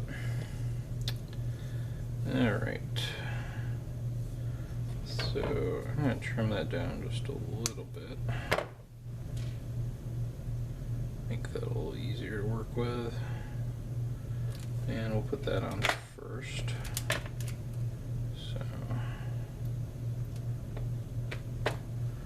Figure out a good way to grip this.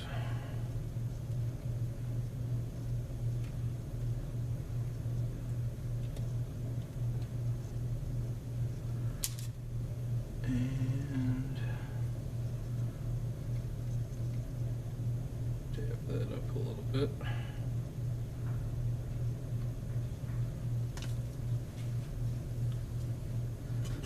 So this is V in, getting connected to the right leg on the PFET.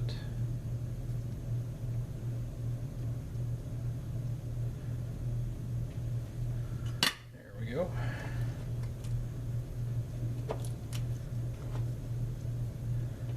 And we're also going to throw a second wire on there. I'm not really bothering to insulate this one because I'm going to throw that large heat shrink over that in a second here. So this is mostly just about getting these wires tacked on. I don't know if that's in the way.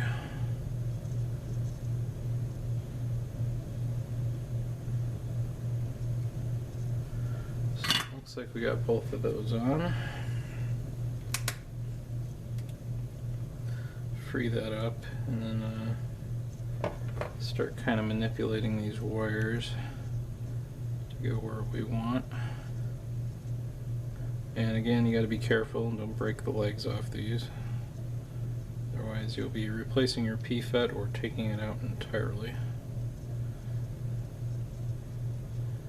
And I think I'm getting pretty close to torquing that one off right there. So just going to be careful.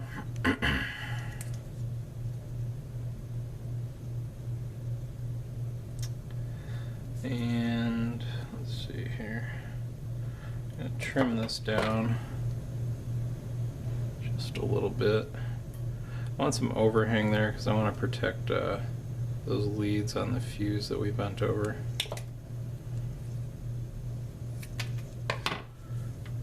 And now we will shrink that all up.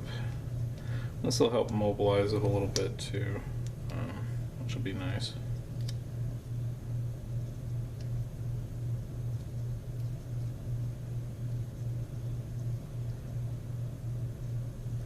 So you can see that kind of overlaps those leads there. And I'll shrink that down.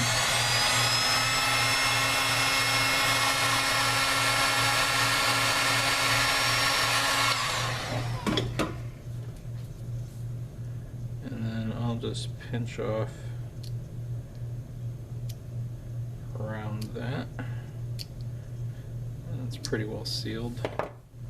Let that cool for a second here. So this end coming out of the fuse is going to go to the positive on the battery sled. This is going to be the voltage input for the lockout switch and voltmeter. This is going to go to the fire button, so go to the ring on the 510 connector, the negative ring, and we'll figure out where we're going to throw all these other grounds here in just a second. We still got one coming from the voltmeter we need to wire to. Pause it. Okay, so let's take a look at this here. We got our fuses connected, and we're going to bury the OKR down in there, and then the fuses are going to end up right about here. And the trick here is we got to miss the potentiometer and we got to miss the 510 connector, but this red wire coming out of the fuses has to make it back to the battery sled here. So we can kind of bend that around a little bit. You got a weak solder right here that might break off, so just be aware of that. It's probably better you fix it before the whole thing gets assembled. So I'm going to kind of push this in so it's lined up with that with the battery sled there, and trim it off. And that will give us kind of like an anchor point. And then we can strip a bit of that off.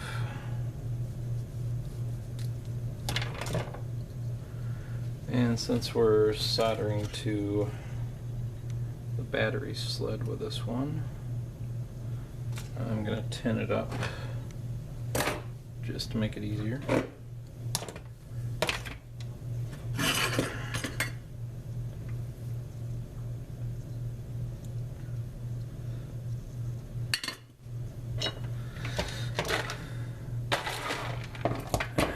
My tools are starting to get in the way here. Alright, so we're doing the opposite side here this time around, and I'm going to prep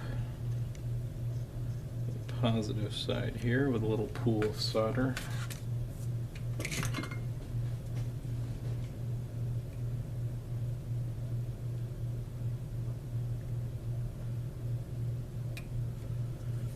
And maybe bigger than that.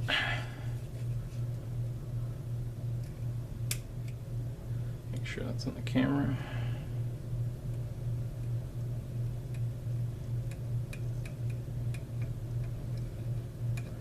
Alright, that'll work.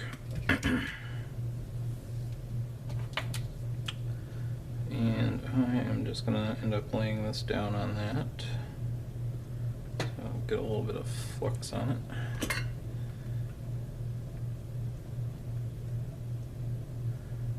And we'll tack down the positive here.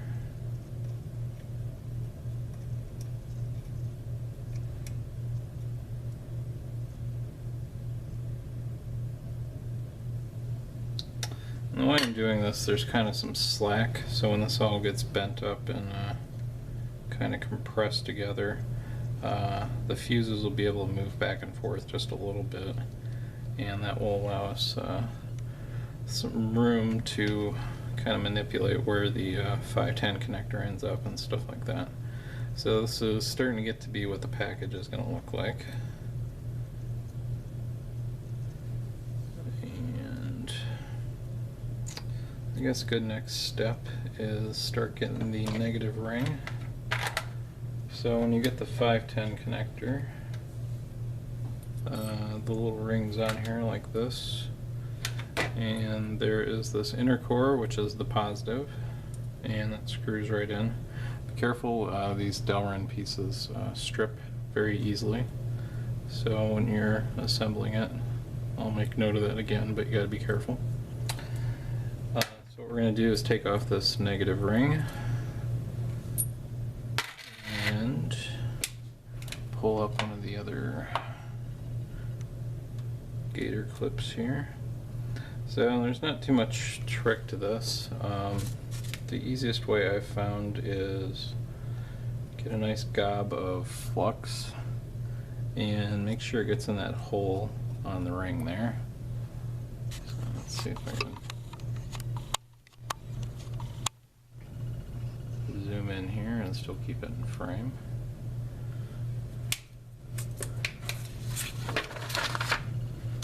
So there's this little hole in the negative ring, and just make sure you get some flux globbed onto that. And then we'll pull up our assembly here. And I'm just stripping off some wire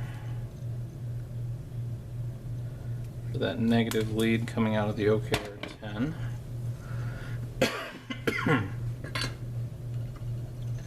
And we'll just tack that down.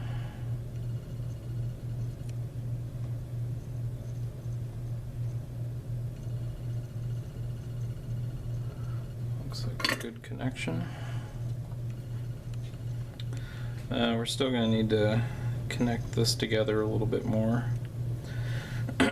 Make sure all the grounds are common in this one.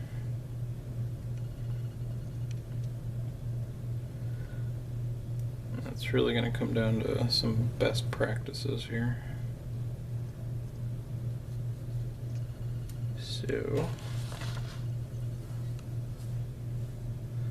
I think the easiest way is going to be connect these other small grounds, which is going to include the voltmeter, which I don't know where it went. So the voltmeter, that's another thing I wanted to talk about. The way I usually mount these is so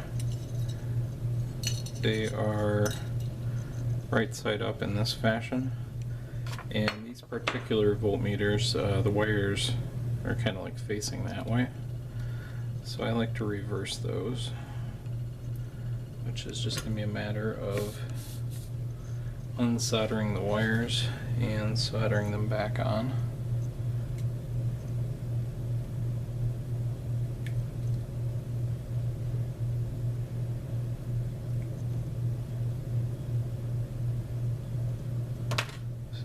Positive and the negative. I'm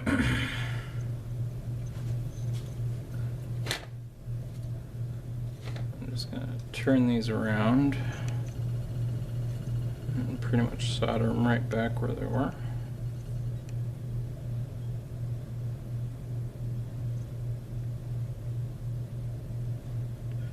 And this will just get them facing the direction we want when we assemble it, and that'll make just the final assembly a lot easier.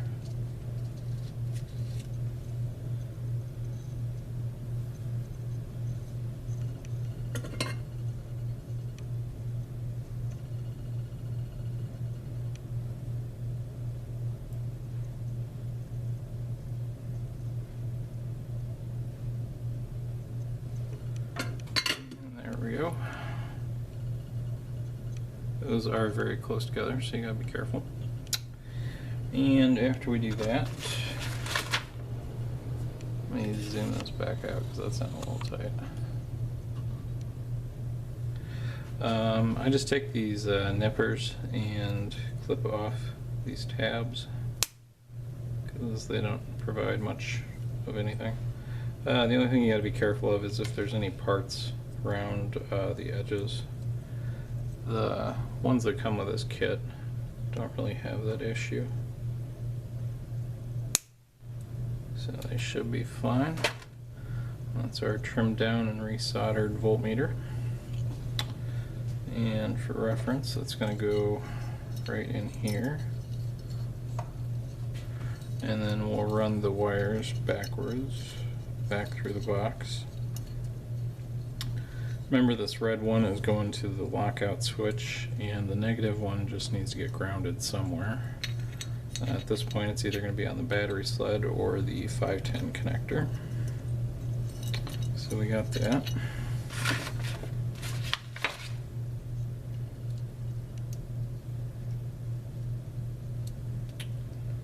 And trying to decide how I want to bend this.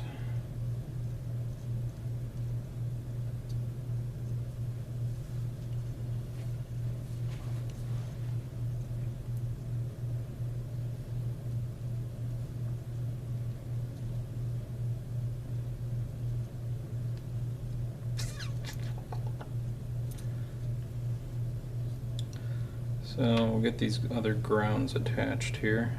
I'm just kind of like measuring this out. And put that one on the battery sled. So this is the negative that comes from the PFET, which is the thing that prevents against reverse polarity and putting your batteries in backwards and potentially frying everything out. So we'll prep up this negative post here.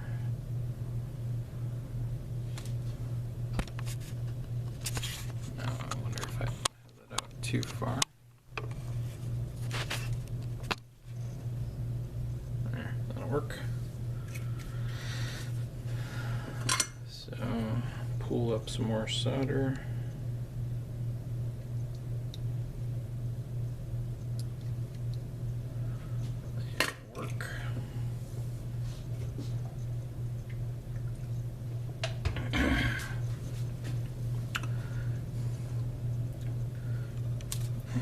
Put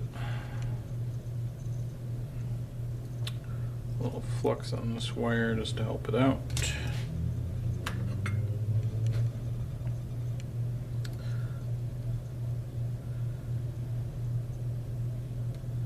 Tack that down.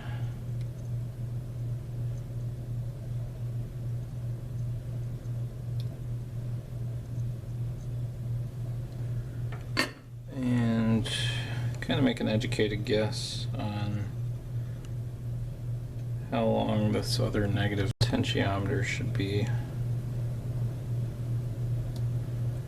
I'm going to go with probably not that long, since this is all going to end up being our rats and wires here shortly.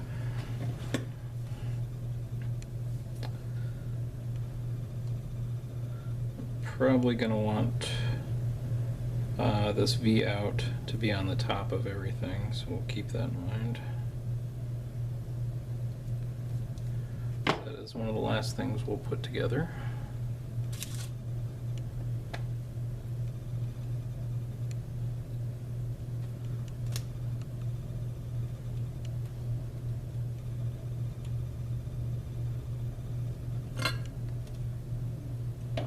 So this is the negative wire from the potentiometer I'm tacking on to the ground. Get that down. And that doesn't leave us with too much more to do here.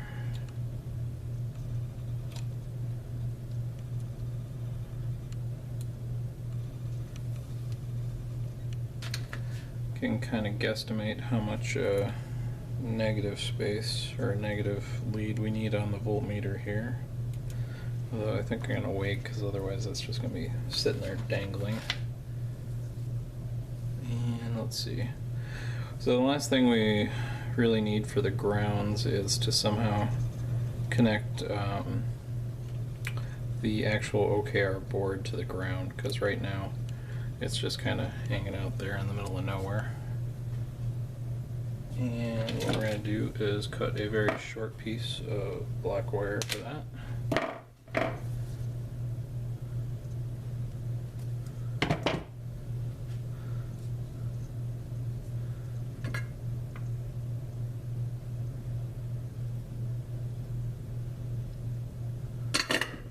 Alrighty.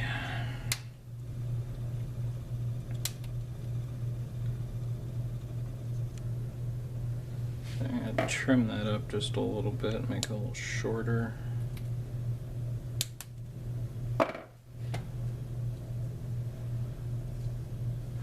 And we're going to tack that along right side the other one, which hopefully does not come off.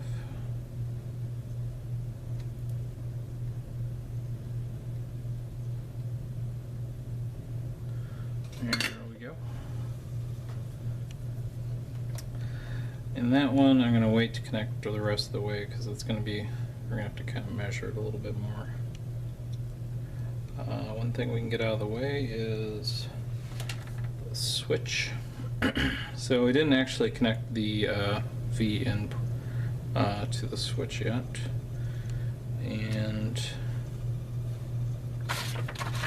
one other thing I forgot to mention is we're going to bend these flaps down on the switch so we can fit it in the box. And it's just going to be a matter of kind of crimping them back to the way they started out. I don't know if they started that way, but that's what we're going to do.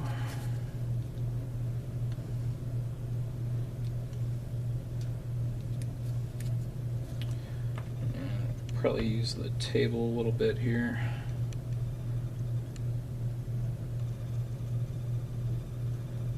And just squeeze them up.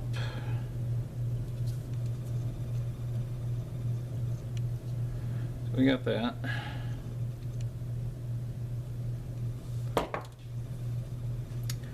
But we do need to connect this wire to, if we're looking at the bottom again, the top left pin right here.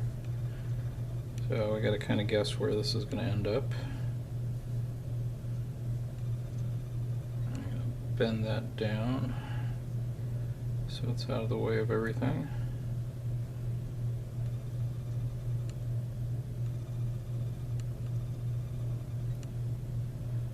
Alright, so I guess we're going to take it to be about like that. So this is totally a guess, but I'm going to cut it off there.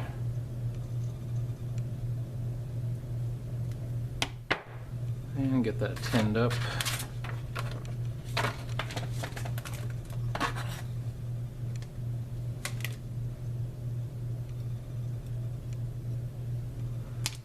There we go.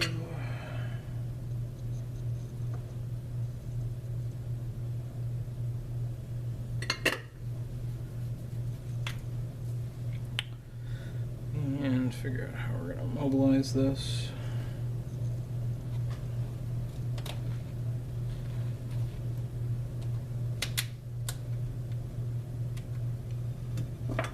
Trim off a little bit of this lead.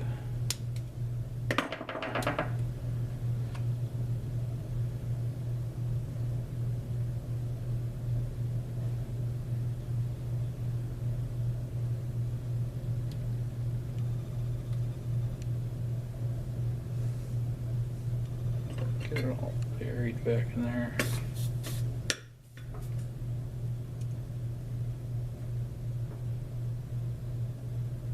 So this is one of the wires coming from the PFET, and we're connecting that to the top left pin on the lockout switch. And if we did everything right, should be able to just kind of manipulate that so that switch is going to end up right about here.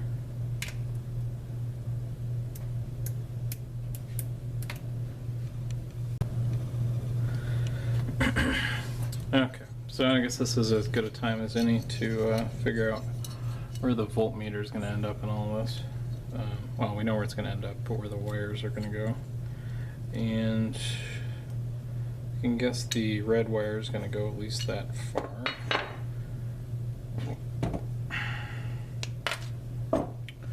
So we can trim that off, and we'll be connecting this to the middle pin on on the bottom of the switch, which I'll get back in place here.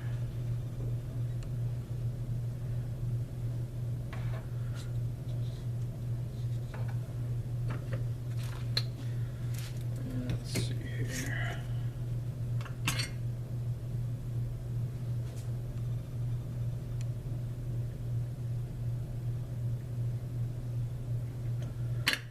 So we got that one pinned on, and that means the voltmeter is going to end up about there. I suspect we might have to redo some of these negative ones, but that's okay. Alright, so after a little break I'm back. I think just to make this all easier, I'm going to undo the potentiometer's negative lead and put that on the 510 ring, and that'll make way to connect this other negative a little bit easier. So I'm going to do that real quick, and then we'll end up connecting the voltmeter to the same spot as well. I don't often make a lot of these, so creating a video for them is a little tougher. Do have to say it is easier than building a Raptor, though.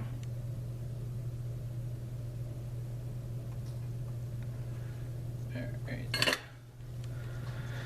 So we disconnected that negative pin, and I'm just gonna kind of bend it over a little bit.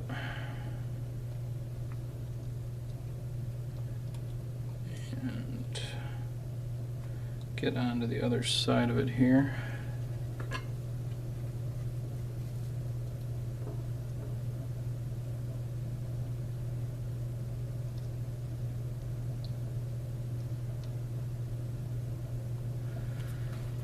Tack that in place, and then we can rough guess about where that's going to be. Need a little bit of play in this voltmeter wire, but that'll help later when we're assembling. Get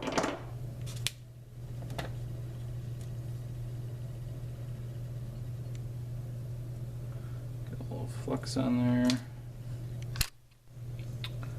Bump the camera with my head. Alright, so I think I'm going to sneak this around the back here, just because there's starting to get to be a lot of wires on that negative ring.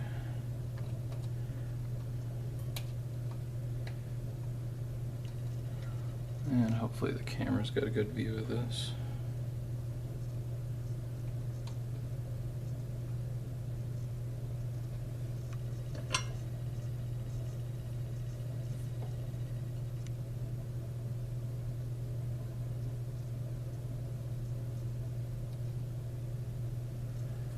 There we go. And that means the last wire we have to connect, other than putting the 510 connector on, is this negative lead.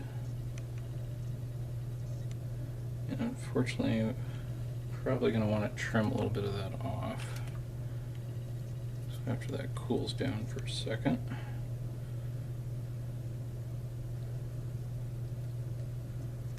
Do kind of a rough estimate here of how long that needs to be. I'm gonna go probably about that long. Problem is, as you can see, there is starting to get to be a lot of wire in here. That would be one good argument for using thinner, like 26 gauge wire for these logic connections. So keep that in mind when you're planning your build.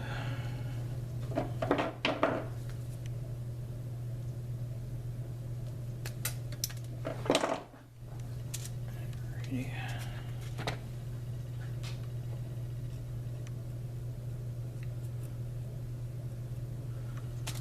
Tin these wires up.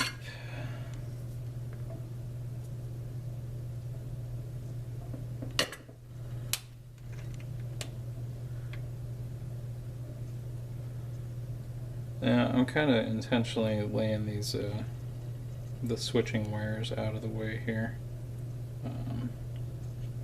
so that the negatives and everything else kind of come in underneath them. And I'm hoping that's going to end up right about there. That won't be too much, and it won't be too little wire.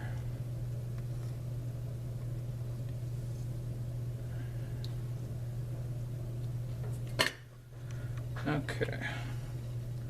So now I'm going to throw everything in the box and try to get a test fit on this.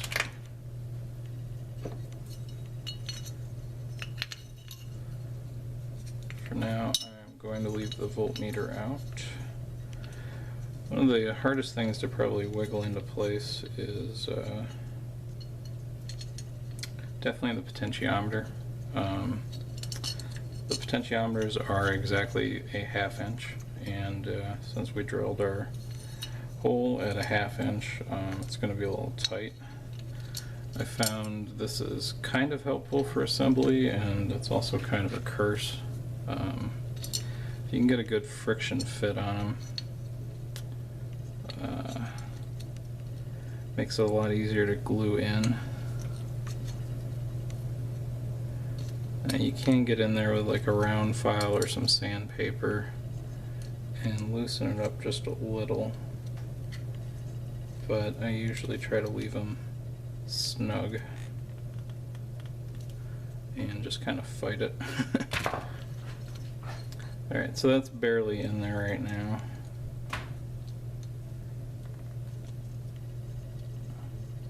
And that'll do for our test fit.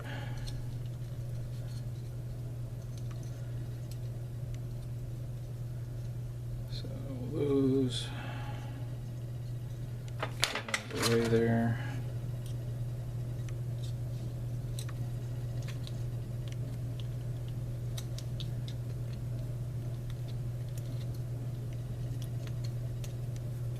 And what I'm looking for is to get this negative ring,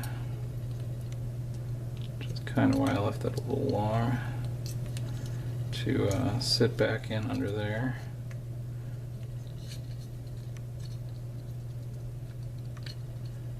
I have to say it's not exactly cooperating at the moment.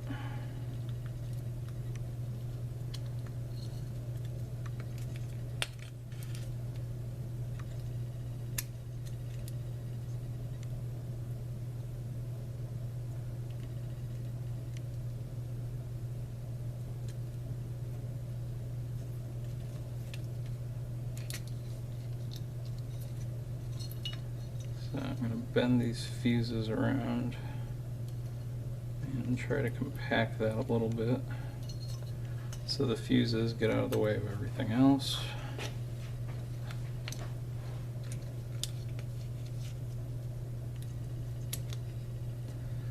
Which does not seem to be working very well.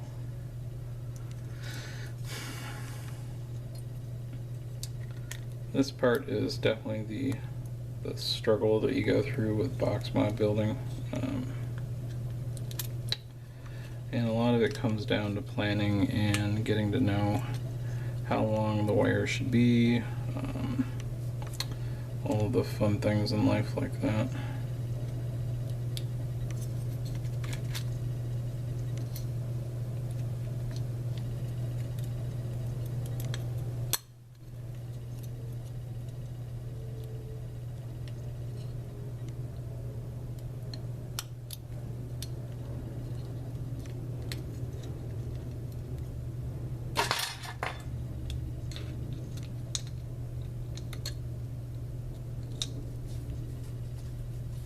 I'd say the biggest issue that I'm having right now is that last negative wire that I connected is kind of binding up and not letting it kind of bend into place. So we're going to pull it out a little bit.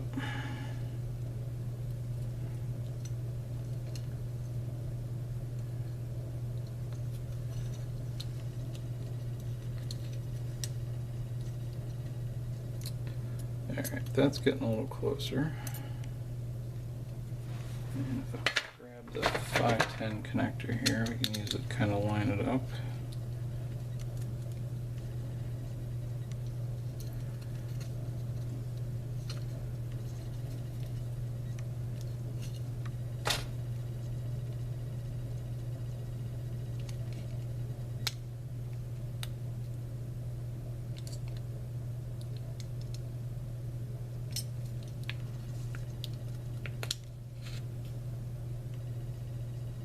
And the only issue with that now is the fuses are getting in the way of the 510 connector. So totally a chicken and egg problem here.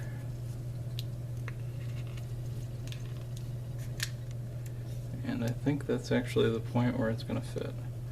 The only thing we're going to need to do is rearrange some of these wires so the button can actually get in there. And we'll get the 510 connector soldered up. Just kind of for reference, since we can move this OKR chip around a little bit. So this is the 510 wire, and I usually cut them so they look just like this. It'll end right at the edge of the box, which is also consequently where how far it'll go into the positive pin, which is embedded in this right here. As long as I don't lose it. So I clamp that. But that'll lead right into there, and as we screw the 510 in place, we'll be able to kind of attach that. So that should work. And the voltmeter, the wires should just barely fit. Yeah, that'll be fine.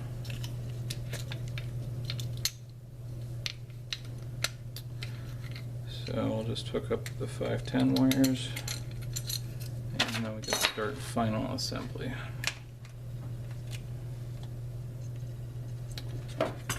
Now with this, we're actually going to be attaching 2 wires here, which means we want this to stick out a little bit of ways.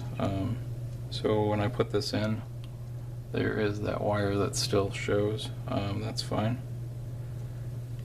What we are going to do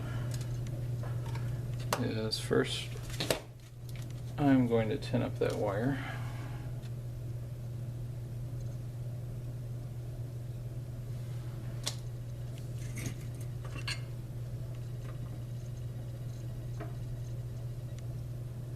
And this will just make it easier to solder into that pin.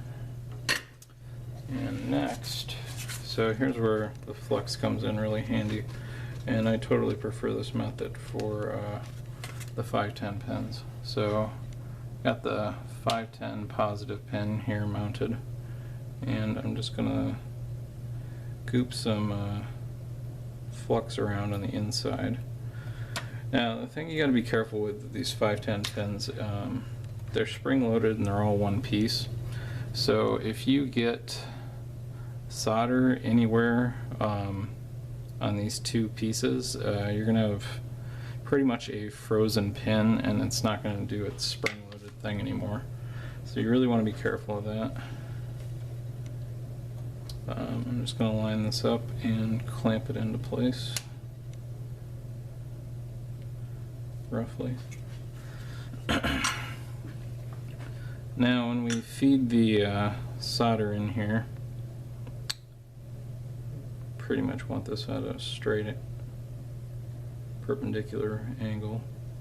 What we're really trying to do is get that flux to boil out and suck the solder in.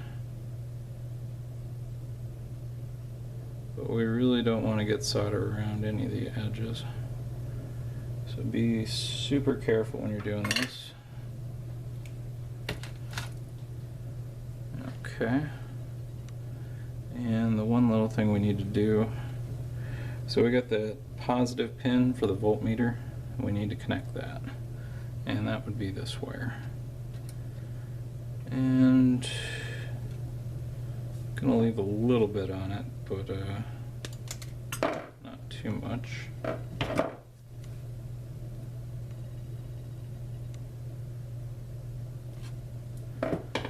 And we'll tin that up.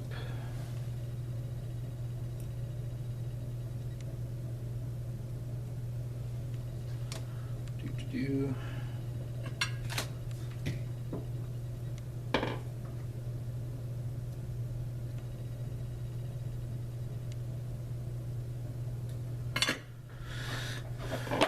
Okay, we don't need quite that long bit on it.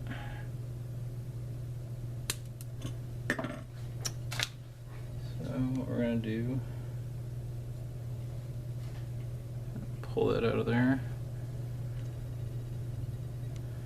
and solder that right onto that wire, and that will measure the voltage out.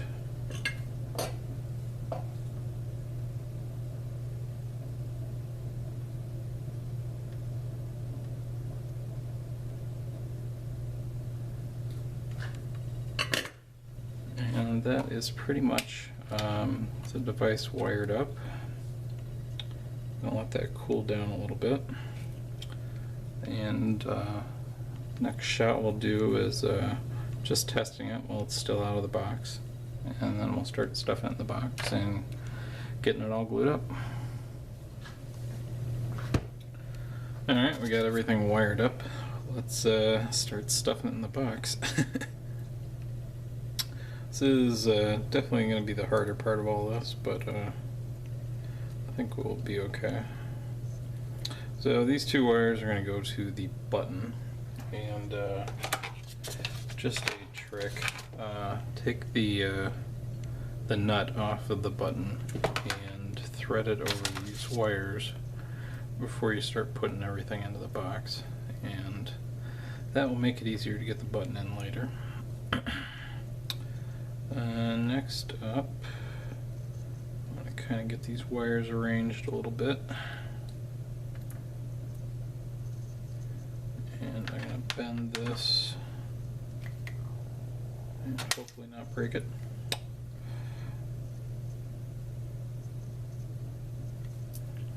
So that can go into the 510 connector easy. Get that back on there. Here, wait a second. Alright, so the voltmeter comes with a protective cover on it. And we're going to want to peel that back, because we're going to end up covering that with epoxy later.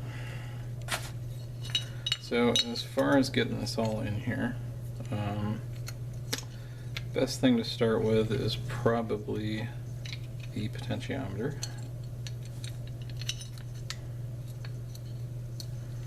As we'll see, this can be kind of a tight fit like I mentioned before, but it mostly just comes down to pressing it very evenly in without disturbing the leads too much. Now, you can be pretty forceful with these. The potentiometer itself is pretty much solid epoxy. So what you can do is kind of squeeze on it a little.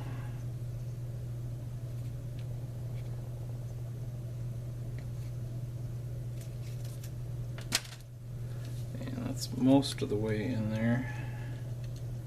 But I just want to make sure that is level.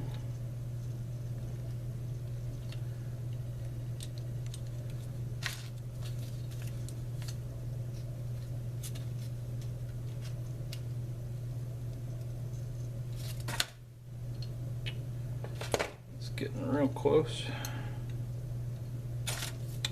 We did go through quite a bit of an effort to make sure we didn't over drill that, so be nice if it's flush.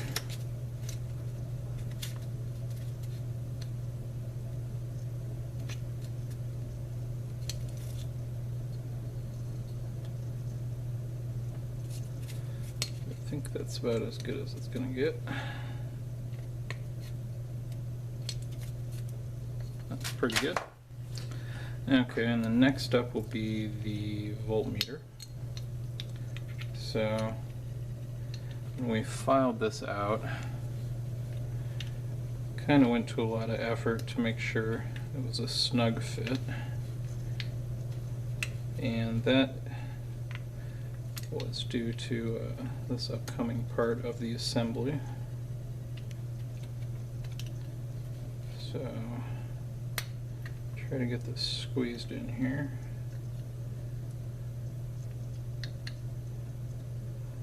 And the main reason for that is it's kind of hard to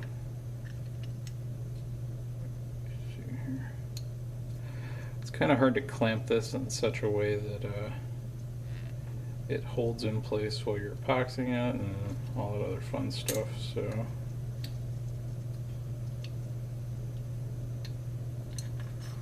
I think what I'm going to do is clean up these corners just a little bit.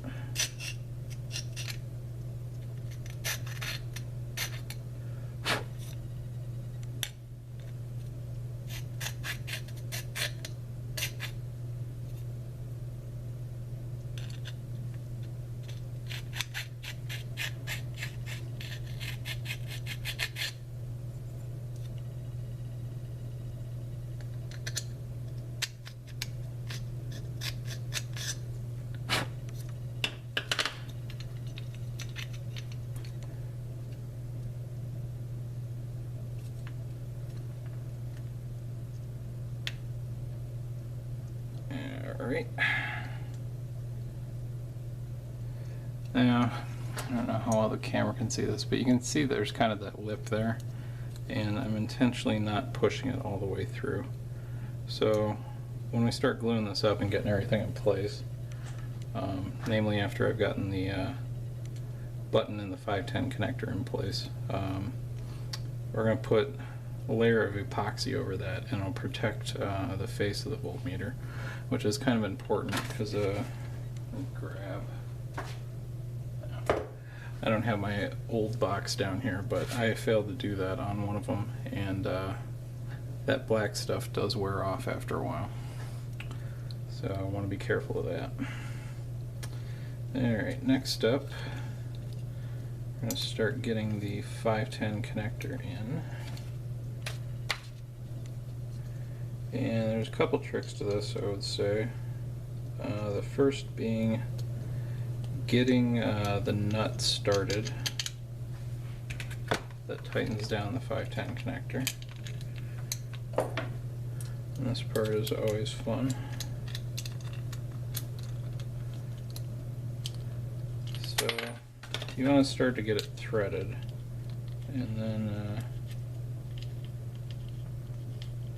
okay, so that's started. And then we take the Delrin connector. These are either white or blue. And we're going to thread that onto the positive one. Now, I got to hand it to Dennis over at Fat Daddy Vapes. He designed these pretty well, in the sense that you can turn and screw this in independently of messing with this wire here. So we're going to kind of take advantage of that. And just get these fuses and everything out of the way.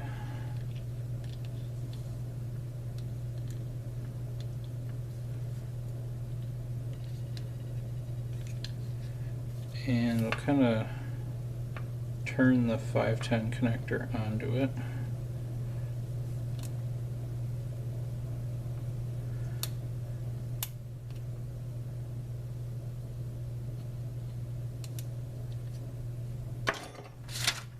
Some better pliers here. So like I said earlier, be careful threading this in. The Delrin is rather soft and the metal will strip it. But once you get it started,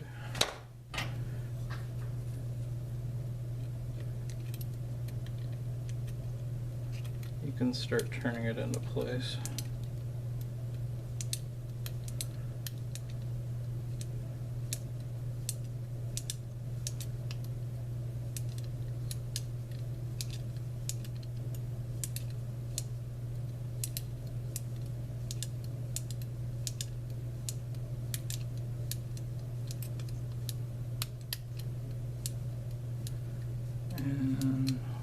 lots of tightening.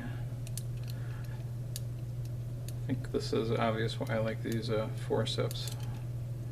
They do come in handy. And since the positive pin can turn independent of the rest of the positive structure, we can now tighten this. And of course my phone goes off. I'm going to push the negative down here, kind of get it in place underneath the potentiometer. And the best thing I have found for tightening these 510 connectors is a coin. I'm using a nickel here. Used a quarter before, but you just kind of hold your thumb on the nut and crank on it. So that is our 510 assembled. And I did not follow my advice, so you get to see why. So slipping this nut on both of these wires, and then you got to thread them through the buttonhole here.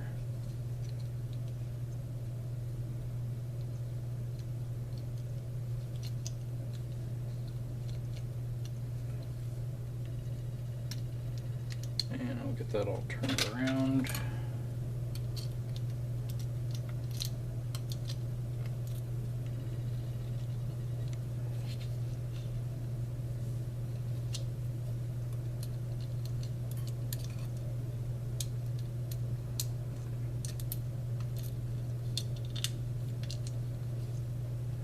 Get that set up.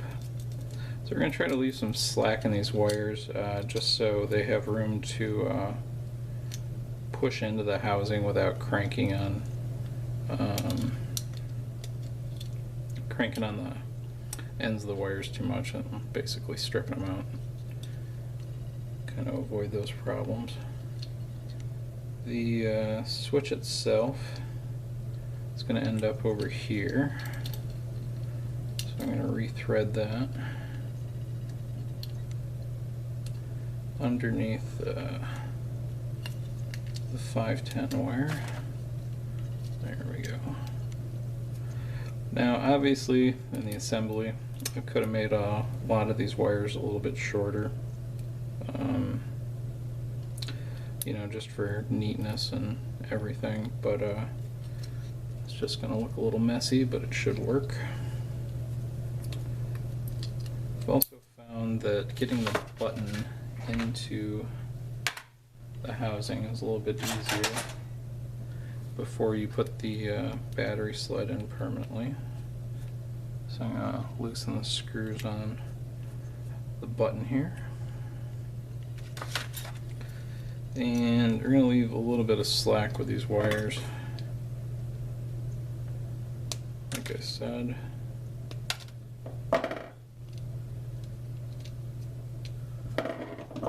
Strip off a small amount.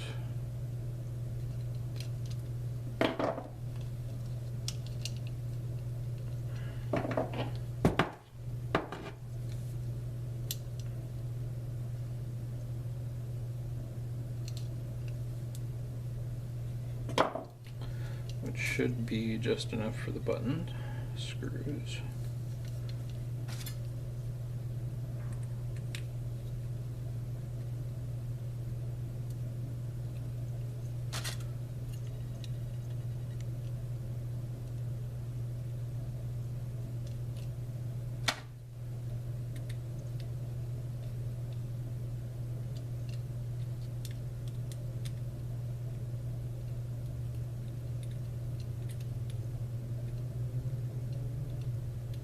Those cranked down. And I usually turn them so the wires go in that side, and it allows the wires not to flex on things too much. The only issue I'm foreseeing here now is because I drilled it differently, because of the green stripe. So I think I'm going to have a little bit of trouble tightening this nut onto the button.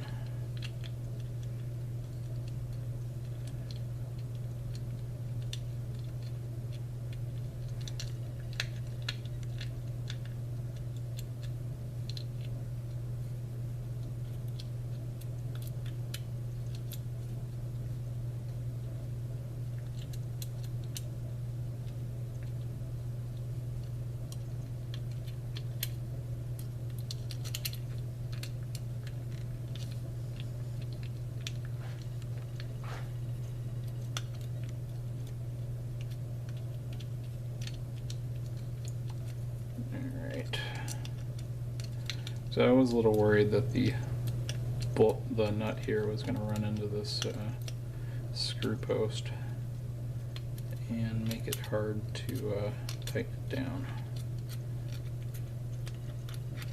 But this isn't too bad.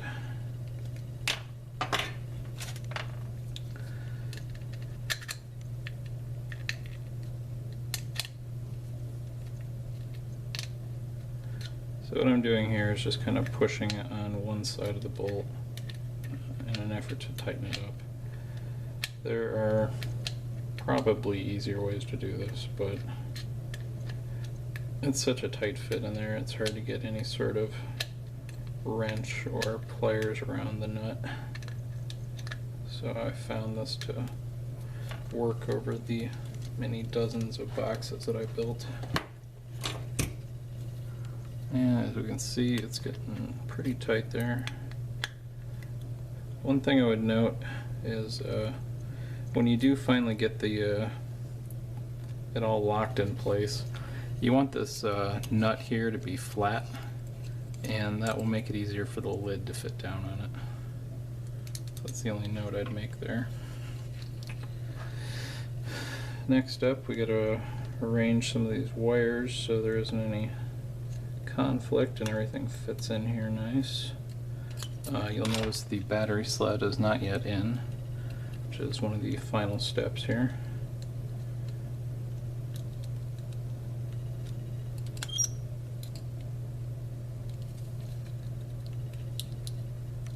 And I am admittedly pushing on it pretty hard right now, and it's still running into something.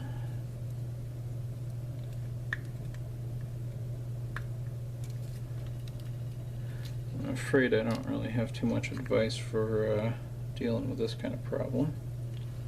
And it's mostly just arranging these parts around down in here to get those few extra little millimeters.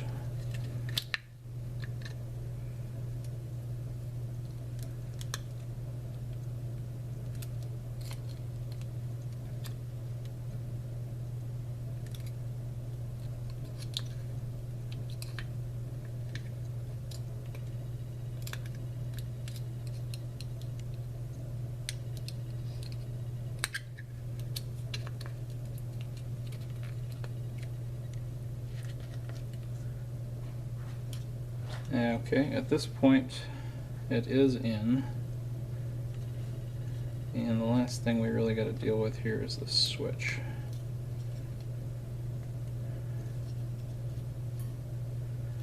Which is mostly going to involve getting these wires tucked in.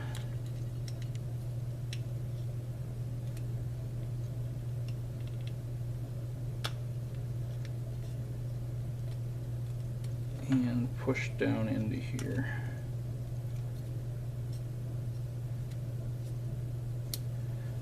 So now this is the point where I would add that those much smaller wires might have been a good idea.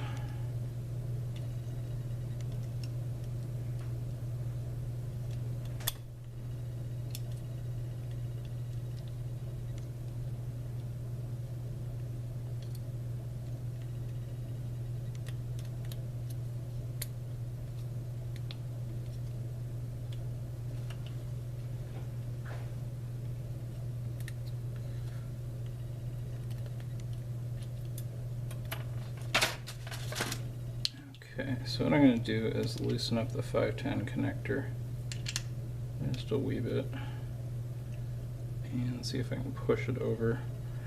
This hole is slightly larger than it does need to be, so I might get some minimal space out of that.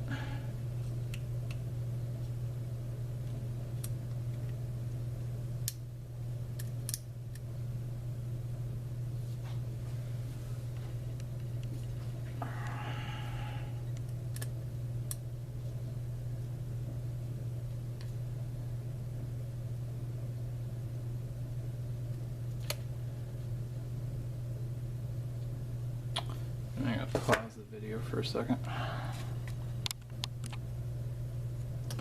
So I did forget, at the end of the last video clip I said I was going to wired up and test it. That does seem like a good idea to do. So here in the middle position, it's locked out, doesn't do anything. If we throw it in the, I guess, down position in this context, that's the batteries as they output, so voltage in. And we flip it up to V out. So that's at half power right now. And I have to say that's pretty decent vape. So if we crank it up,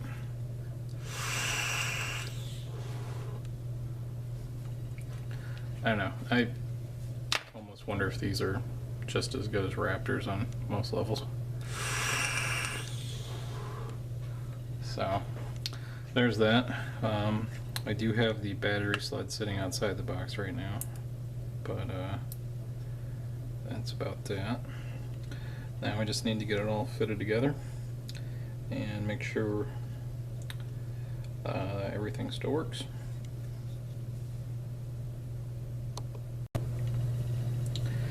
Okay, so final steps here. Off camera, I just kind of jiggled around some of these wires and got them to fit a little bit better down in there. And now the switch will go all the way down in, and it should sit right about there, and it'll be level with the edge of the box here, which will be fine because the lid has a little bit of a gap in it. There's a little recess, so that shouldn't impede the switch any. Next up, we'll glue it up with some epoxy, and that'll stick the battery sled in place, the switch, and we'll put some around the potentiometer so it doesn't punch out. So one of the tricks I like to do just to ensure the battery sled doesn't short out is I'll take either a piece of vinyl or some electrical tape and cover up this end of the battery sled, because it doesn't look like these are sticking out any, but they are pretty close to the wall of the box, and if the positive touches the wall of the box, that's going to be a bad thing. So I'm going to grab some of this vinyl that I have laying around.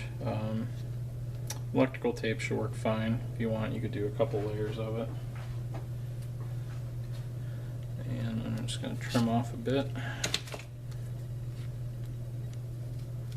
This is also consequently the stuff that the lid liners are made out of, which is another option available in the store.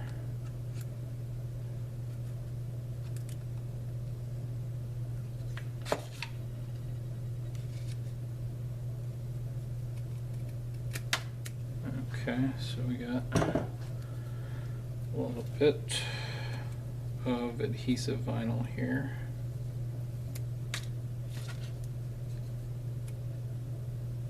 You could use Captain tape. I've also used that in the past. It's this yellow gold tape that they use in electronics. Might actually be better. I'm sure there's a ton of products out there that would work better, but this is just some basic insulation here. And just going to get that started, so hopefully it doesn't peel that up on me, which I really wouldn't doubt it would. You could also use like liquid electrical tape if you wanted. Just put it on in very thin layers, because that stuff is basically imbued with some sort of solvent that's also flammable. Next up, we mix some epoxy.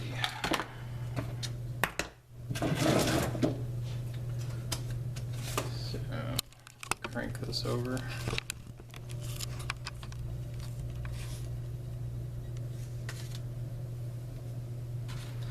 I think it would probably be best to get the voltmeter glued in first. So I'm just going to kind of make a little adjustment here in the depth make sure it's equally square around the corners.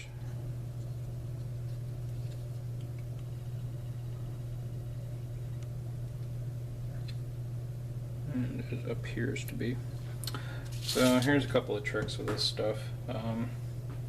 I use a couple of these mixing craft sticks, or whatever you want to call them, and I prop up the side, because these boxes, they come with the classic Hammond lean that a lot of people complain about, and that lean exists so they can pop them out of the injection mold that makes the box itself.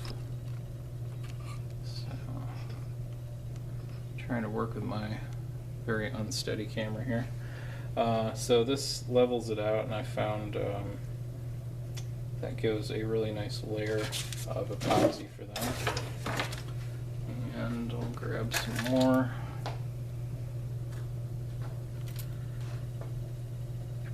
So basically we're going to mix up some epoxy and spread it over that.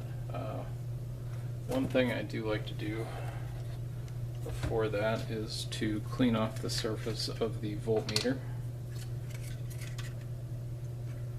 with some rubbing alcohol, and that's just in case I've touched it with you know, oily fingers or whatever.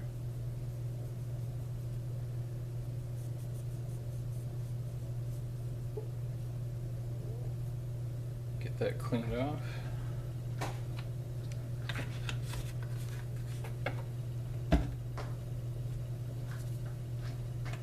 So there's a couple tricks to doing this epoxy here. I don't know if the camera can see this. So I usually do about a nickel's worth of each part, and I always have some left over, but that is better than not having enough.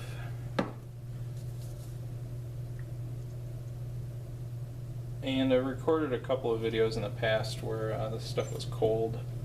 It's best to keep it at you know, room temperature. It flows best that way. I'm gonna mix this together.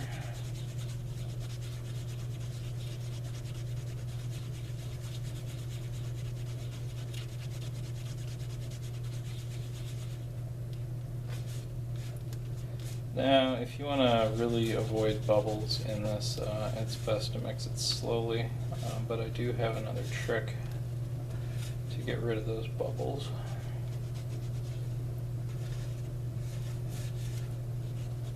So that is pretty well mixed.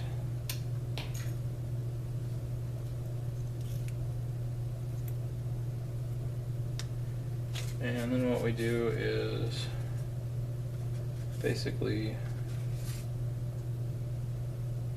drizzle a good heap of it right in the middle.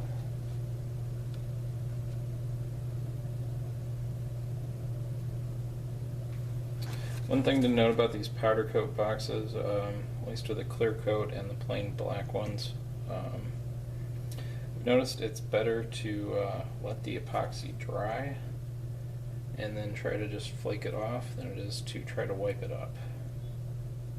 So keep that in mind. And obviously it's best of all just not to drip it where it's not supposed to be. Or rather drip it where it's supposed to be. Alright, so we got a pool of epoxy, and then we just lead it out to the edges so it breaks the surface tension.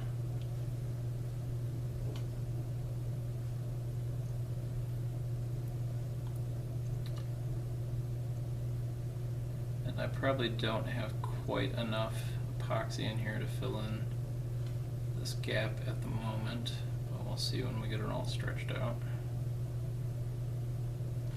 This is another reason for the kind of the tight fit, because this way the epoxy doesn't leak as much down into the edges.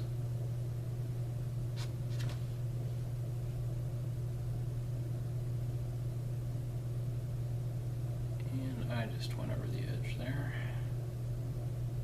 which is unfortunate. Alright, so that needs a little bit more. The viscosity of this epoxy, and obviously that's going to vary with every different epoxy you use. I can see it's kind of concave right now, and that means it just needs a little bit more to kind of bring it up to volume.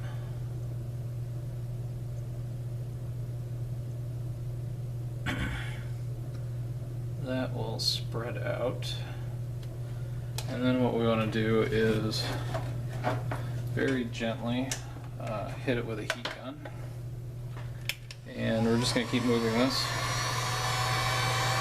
I don't know if the camera can see.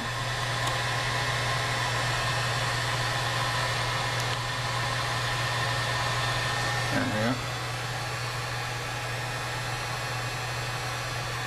But this is popping all the little bubbles in the epoxy, and you just got to be careful not to like kind of wave it around and get it outside of that area. So that was the heat gun on the low setting.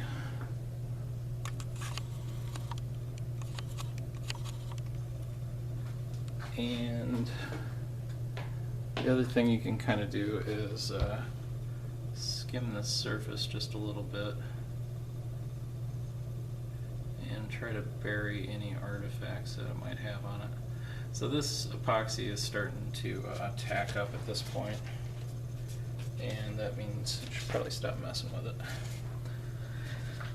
So that will harden to pretty glass-like finish, and then I'll glue in the battery sled, reinforce the back of that, the potentiometer, and the switch, and we'll do the magnets, and it should be done.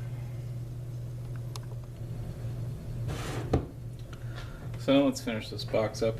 We gotta throw some epoxy around in here. Gonna reinforce the voltmeter. If you don't, it can separate from the face can separate from the epoxy, and it just doesn't look good. It'll still hold in, but we'll just smear some around the edges to give it a little bit more grip. Put some on the potentiometer to hold that in place so it doesn't pop out or anything. And I'll glue down the sled, although this is tight enough that I don't even think it needs it. And we'll glue down the switch. So I don't think I mentioned before, but I use Bob Smith Industries 2-part epoxy. 5-minute quick cure. The real reason I buy this stuff is because it is much cheaper in 2 bottles like this than buying a tube that doesn't last nearly as long. Otherwise, before I started buying the big bottles, I used DevCon.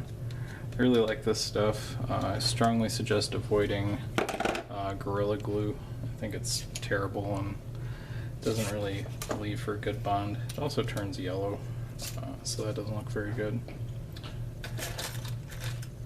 Let's get some more sticks out here. So I'm going to do this in a couple of steps, just so I don't have that much working epoxy out.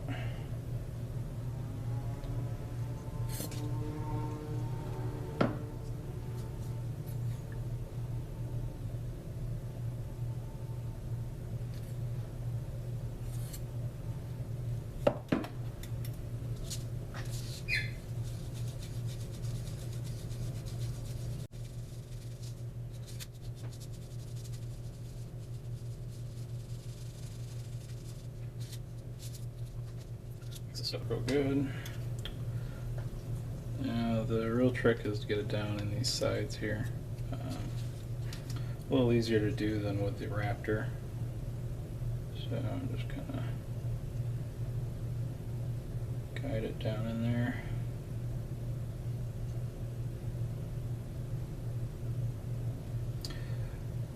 You want to be careful not to put too much on the top here, or that can impact how the lid fits. Just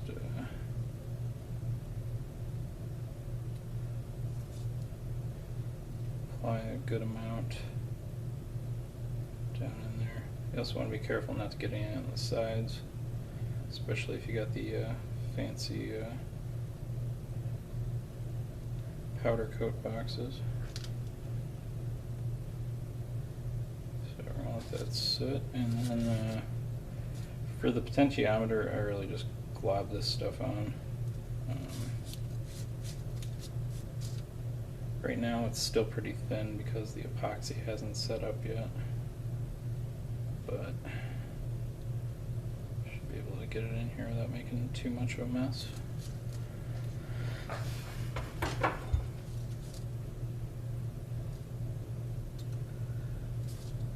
Another important thing to check about your epoxy is it's non-metallic, because like you can see I'm kind of globbing it onto the wires here and those bare pins from the potentiometer. It could potentially cause issues, but I'm fairly certain this stuff is non-metallic. Now I'm going to glue the battery sled in, and I'll grab a new pick for that. And the way I do it is just kind of spoon this stuff off underneath the sled.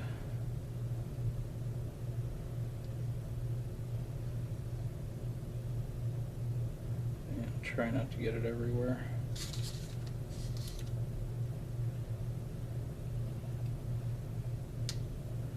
And it's just going to be a matter of pushing it down.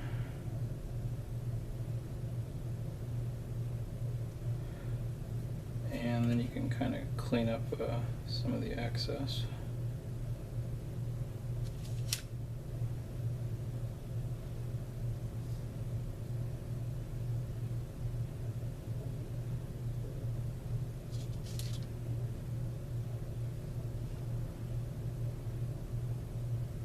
And I usually end up hiding this extra stuff with battery labels anyway, so it's not too big of a deal.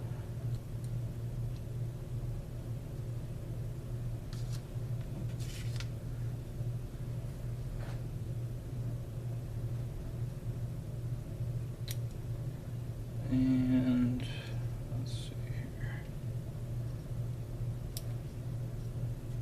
So I did have that fitting a minute ago.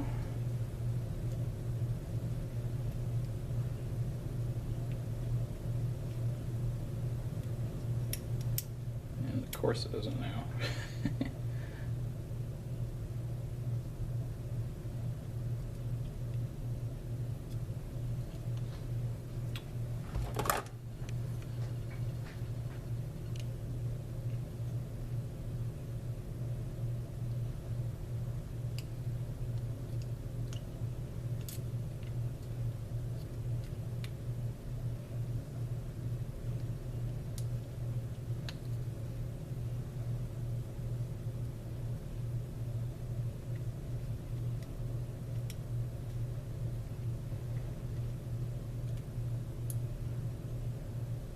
Alright, well, I'm going to wait for that other epoxy to harden, and then I'll deal with that.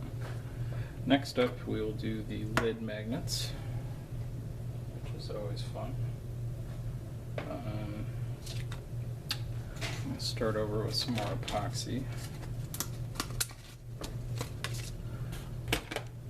So, I just throw the lid on a paper plate like this.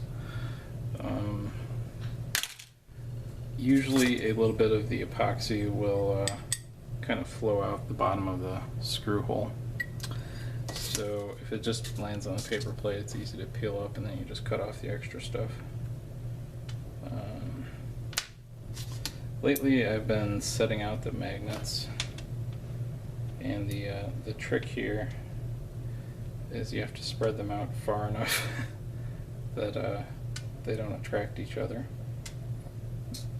I'll show you why in just a second.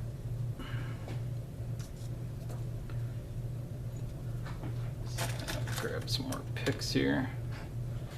So for this part, I kind of discovered a new technique to get a nice clean glue up on these. You're going to need a metallic screwdriver and a non-metallic object, like a non-magnetic object, like one of these sticks. And what we'll do is use the screwdriver to place it in the hole and then push it off with the wood stick. So, like this flathead will work just fine. And this is way more than enough glue, actually.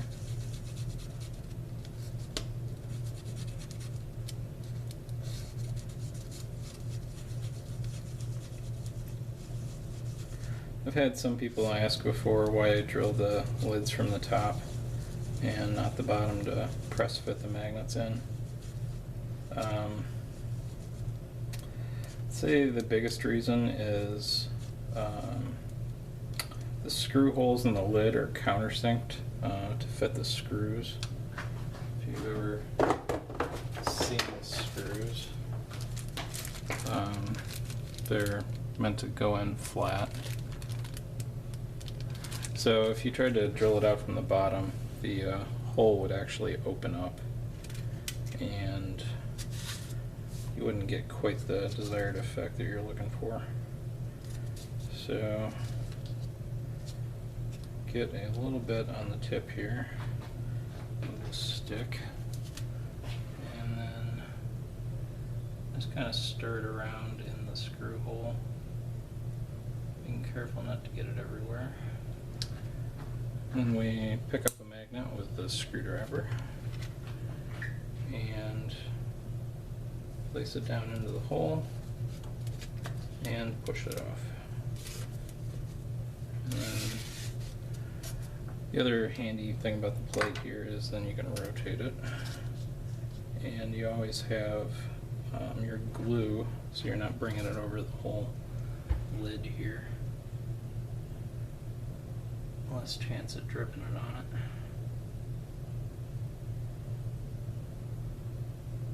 it. There we go. Pick up another magnet. Strap it in place and slide it off.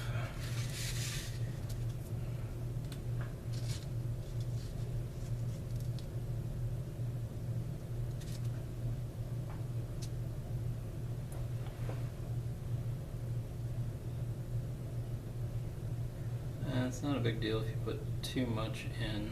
You just want it to go out the bottom, and then later when we're fitting the lid, we will just trim it off with a knife.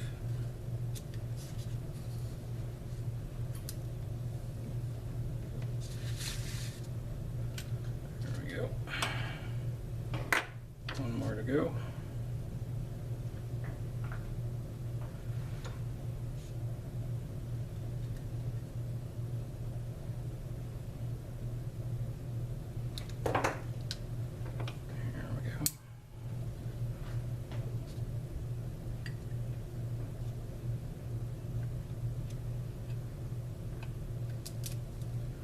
And as you can see,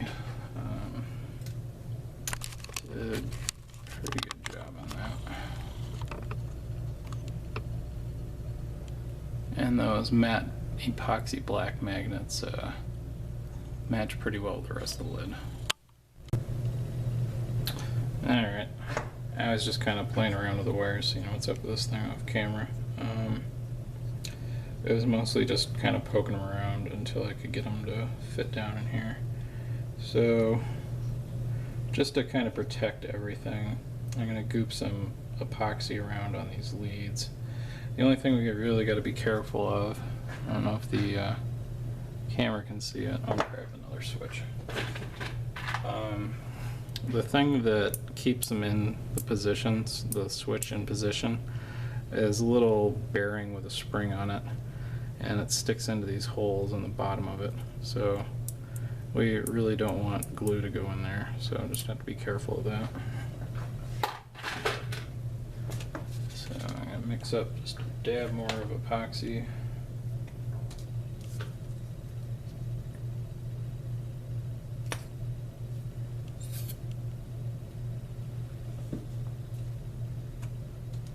I say, these bottles are a lot easier to work with than the tubes too. It's another simple benefit of them. Squeeze a little bit out as you need it.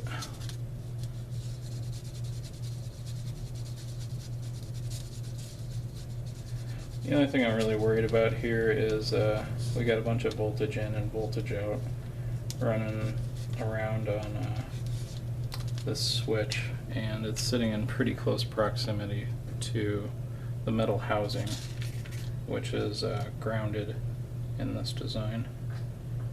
So I think I'm going to let this tack up just a little bit so it doesn't flow everywhere. Which probably means I got to waste about a minute here talking about stuff. So I know this video is a long time coming. I generally hope people have enjoyed it. I know my build videos are much longer than most anybody else's. I do get a lot of comments though on how people like how I don't skip the hard parts. The only thing I've really cut out in this video is trying to figure out what the hell I was going to talk about. So, like, yeah, that last cut, I was trying to figure out the best way to solve this. I don't build these OKR boxes that often. The two reasons I'm building it for this video are a buddy of mine wanted a box and people have requested this video. So that was kind of a happy coincidence there.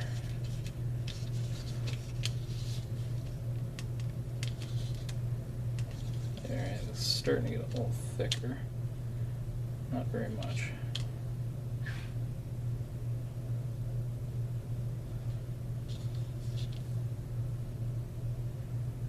So I'm just going to kind of dab this around and really just try to keep it out of those middle holes like I indicated just a little bit ago.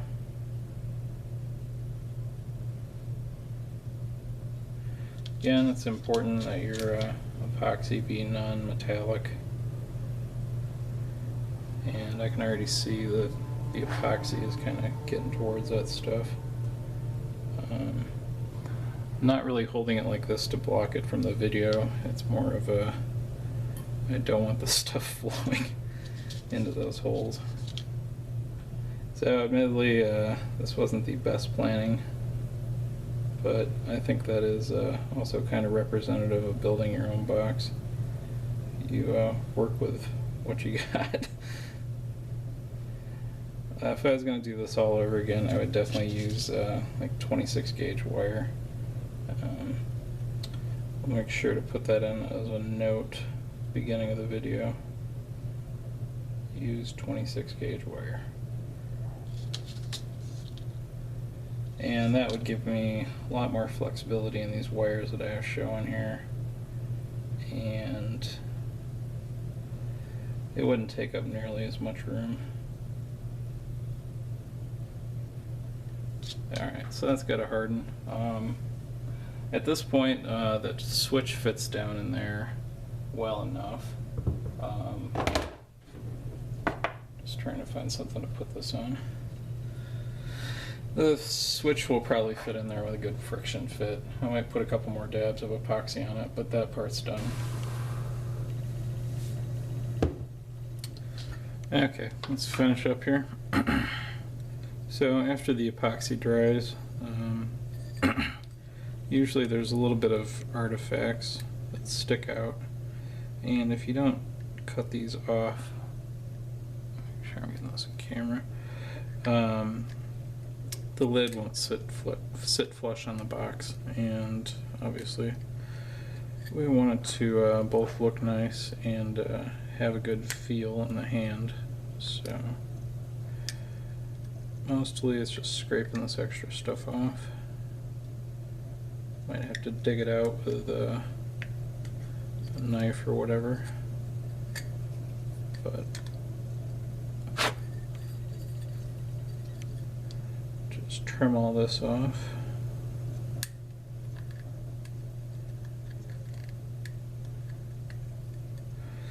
This specific epoxy I think has a full cure time of like a day or so when it fully hardens.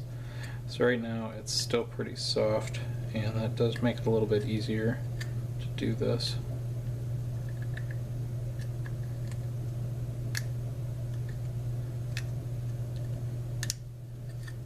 So I'll get all this off.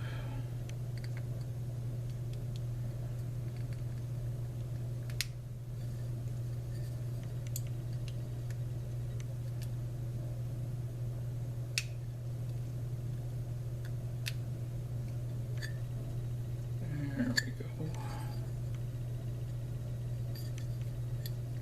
Quite a bit of it right here.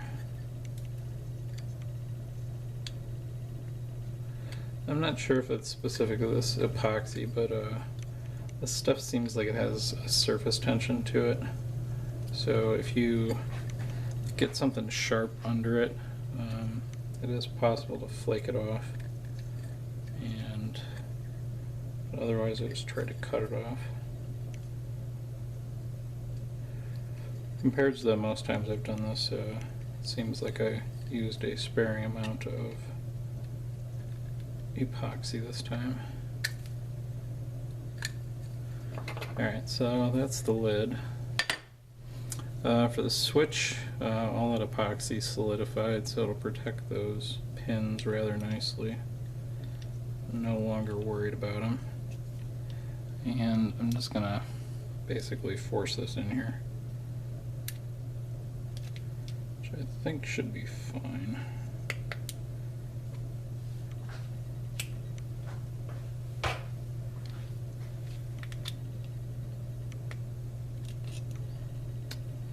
I could have trimmed down the battery sled a little bit to make this fit a little better.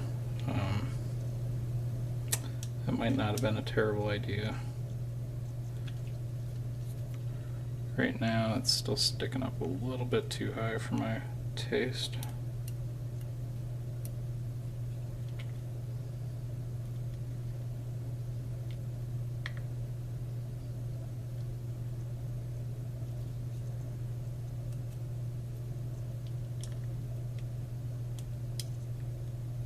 Where it seems like every time I push this thing in, something changes.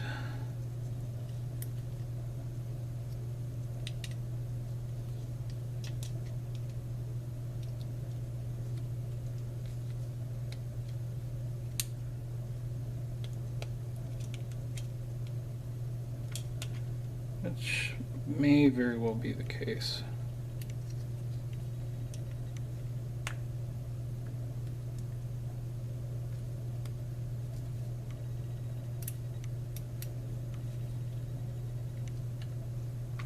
One thing I'm really worried about is if we go and put the lid on, I don't have the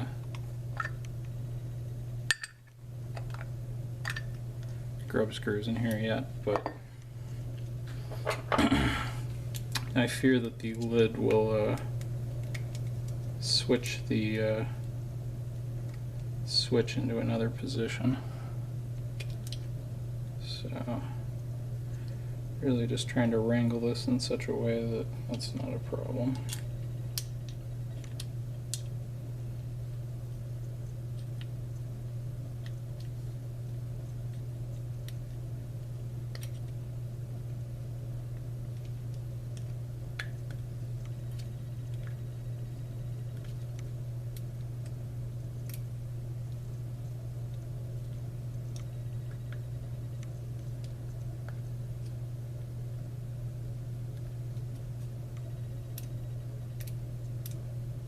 I think that's about as good as that's gonna get. Alright, so grub screws, pretty easy. Just need a hex key, an Allen wrench, whatever, and you screw them right into the posts. Before I used to sell little tiny magnets that went with these, and I didn't have a lot of luck with those in my own builds. So I switched to these grub screws. They actually seem to be more magnetic, which is kind of surprising. and they stay in there a little bit more permanently, which I like too. Before, you'd have to epoxy the magnets in, and then you'd have to worry about the epoxy heating up, just from like 510 connection and everything. But you don't have to worry about that with these grub screws. One problem you might have with these is if the powder coating gets down into the screw post. You might just have to work the grub screw back and forth a little bit. And you want these pretty much flush, so that's not an issue. Now what we have to do is get the lid to sit on it flush. And to start with, we're going to grind down all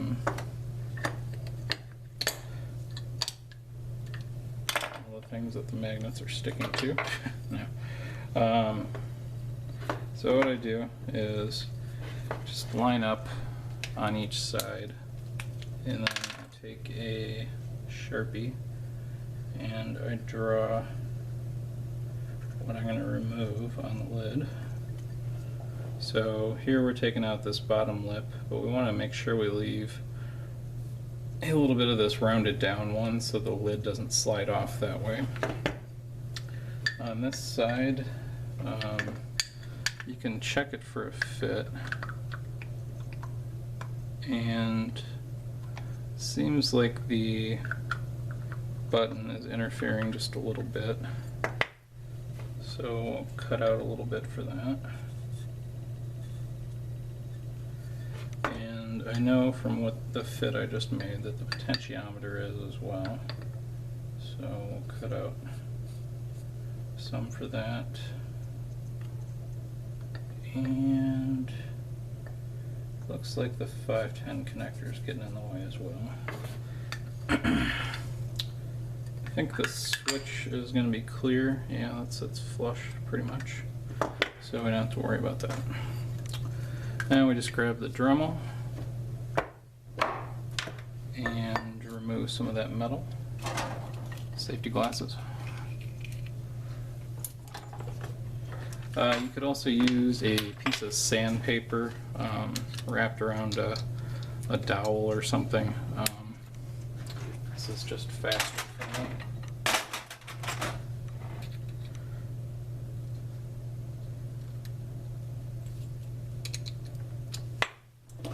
So I'm going to try not to make too much of a mess over my soldering area here. It'll kind of go off to the side.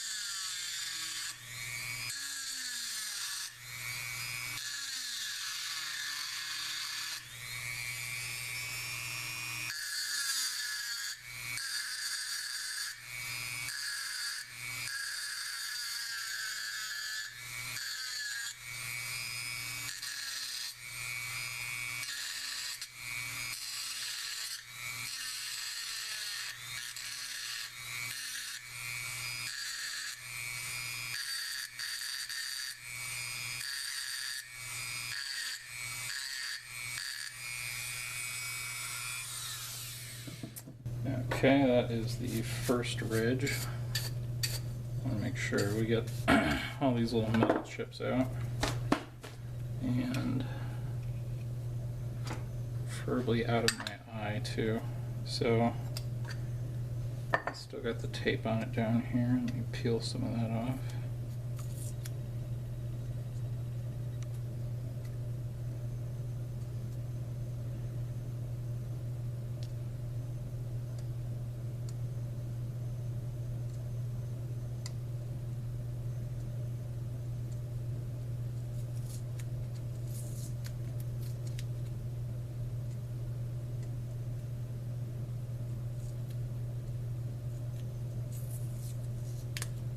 Okay.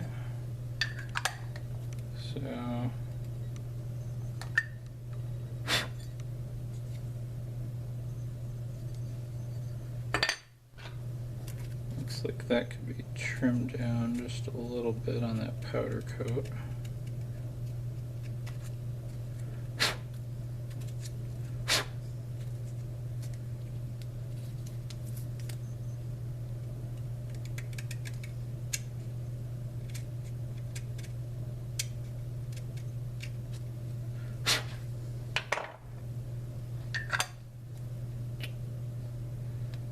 That is a pretty good fit already, I gotta say.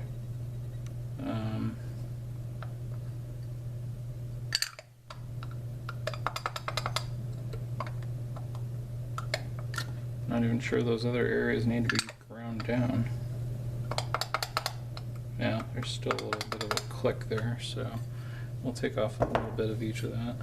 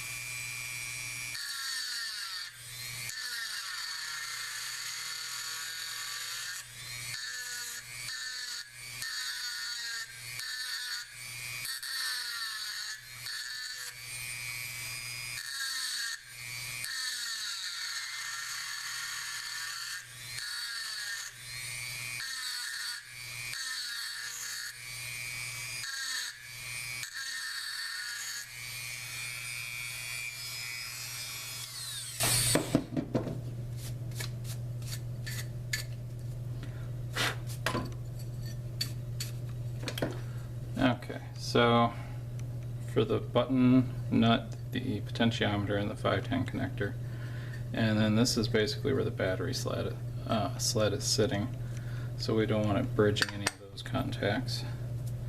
As you can see, it's got a pretty good fit now. The only other thing I'm going to do for safety is there's this bump that sticks out here, and if you jar the mod or anything, one of the batteries can impact that in kind of an easy fashion, so I'm going to remove that.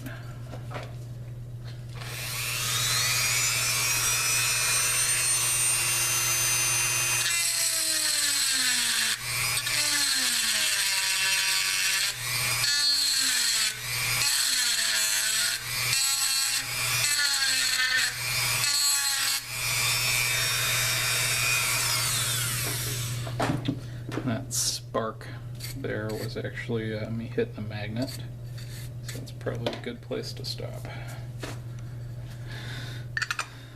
Alright, let's crank this back over here. So that is essentially the mod. And I'm going to stop the video and clean up a little bit, and then I'll go over firing it and everything else.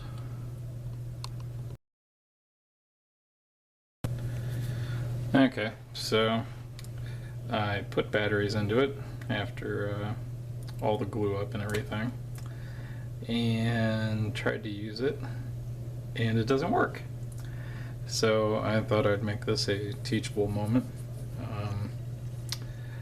I don't know if the camera can hear it. Let's see if I can find the microphone. Alright, so if it's shorting out, it makes kind of a clicking sound. Again, not really sure if the camera can pick that up or not, but it does that in either switch position.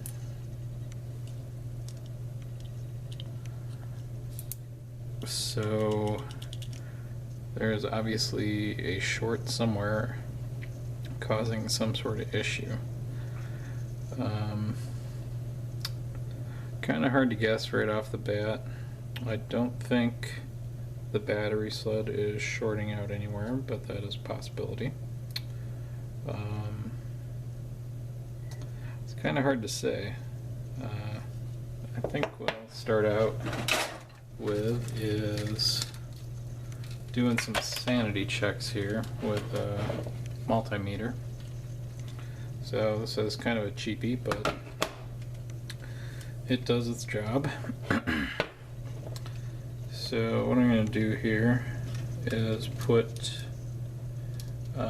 one probe on the negative and one probe on the positive for V out. And I'm not getting any reaction here, but I was honestly kind of expecting that because it's in V out mode right now and the voltmeter's not lighting up. So there's that. If we do a probe across the negative terminal, which is here in the right for the camera, and here we get about the 8.4 volts, but we already saw that.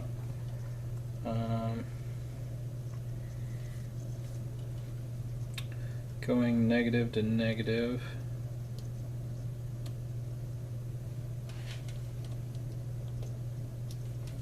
Okay, switch it to continuity mode. Yeah, so it's got a connection all the way through there. That's not the problem.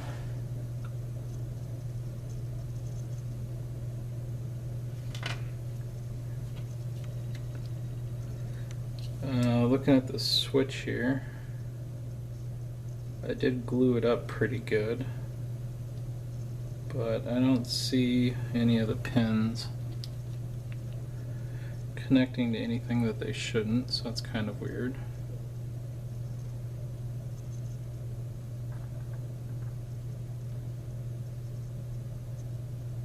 Now, what I do see though is the positive for the 510 connector running into the PFET on the fuses. So, visual inspection. Let's see if we can do something about that. And as a note, I find it's generally easier to take these batteries out by the negative end. So let's find that nickel and loosen up the 510 connector. Now I think some of the epoxy got on the nut for this, so that might be a problem.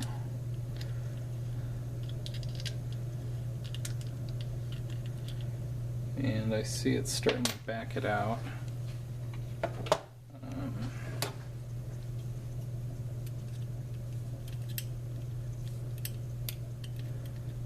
Just going to manually unscrew it here.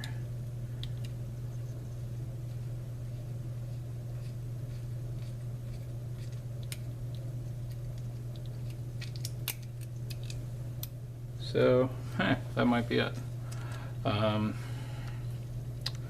Right here, you can see what would be the negative post on the PFET coming off, and when somehow the 510 connector got pushed into that and cut through the heat shrink tubing in such a manner that it's probably touching that negative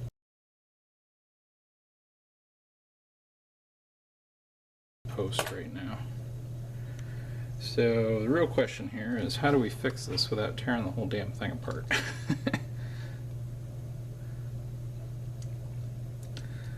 And I'm guessing that probably happened when I pushed the battery sled back in. Probably one of the numerous times that I did that.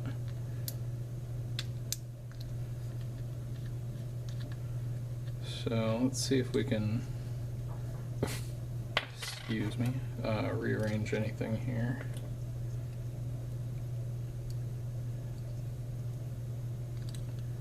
Now, part of what we're running into is these fuses are kind of big, and I've looked around. I haven't found any good alternatives for them. And unfortunately, we have quite a bit of an amount of epoxy in there now. So I'm going to see if I can flake any of that off.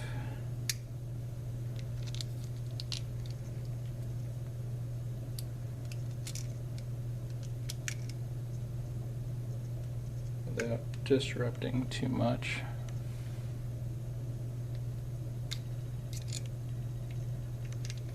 So this is kind of an interesting problem because I've never run into this before. And I think it's mostly because I tried to build this like I would a Raptor. Given the size of the board in here, it might have actually been easier to try to bury this up in here and maybe put like the fuses and stuff down here. But we didn't.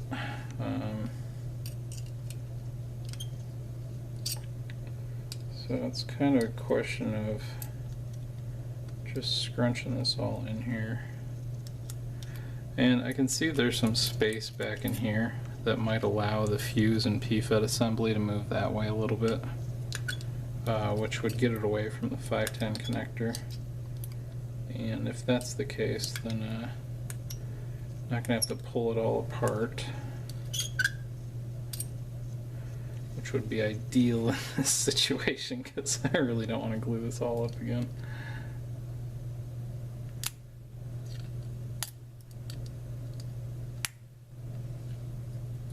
One thing I really like about this epoxy is if you do need to repair anything, it's not gummy like the Gorilla Glue is. It actually kind of fractures like glass almost. So you can like kind of pick chunks of it away if you need to.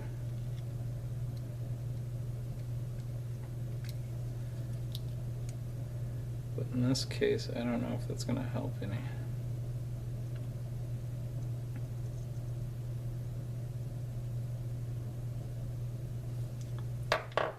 So I need to pop out the battery sled here, and if you're not like intentionally trying to pop it out, this stuff usually holds pretty well. But in this case, you can see where the glue piled up.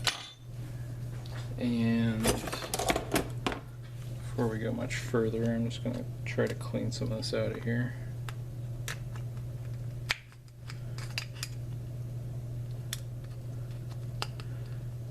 And kind of like I was saying, like if you just break the surface tension of this stuff, it tends to come off. Which usually means just getting something pointy.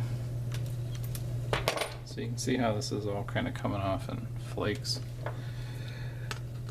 I view that as kind of mixed blessing. Obviously the battery sled did pop out pretty easy, but I was also trying to pop it out. So as far as securing them, I feel like it works good enough.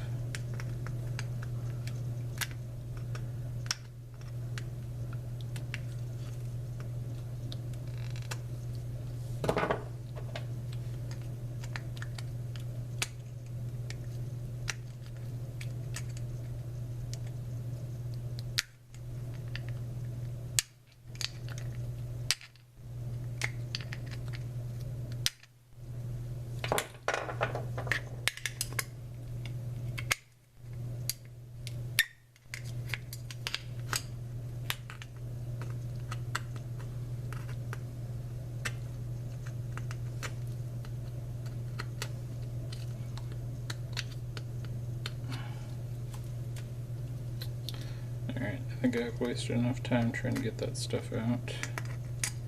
But we should be able to get the battery sled back in, no problem. Now, the wise thing here would be to try wiring it up again and see if it still shorts. It's not a terrible plan. So remember when I test fired it earlier, the battery sled was not in and it didn't short. So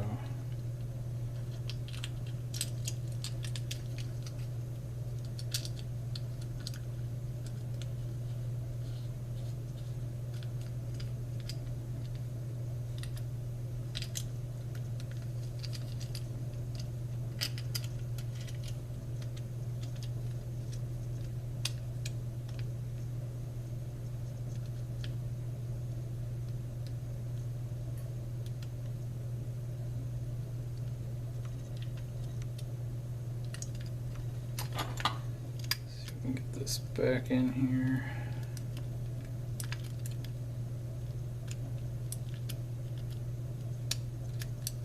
Unfortunately, I think I'm cross-threading it. So, alright, that's interesting. I can get the fuse and PFET assembly to move over quite a bit more. So that might be our fix. But now I need to get this back on here without ruining the Delrin connector.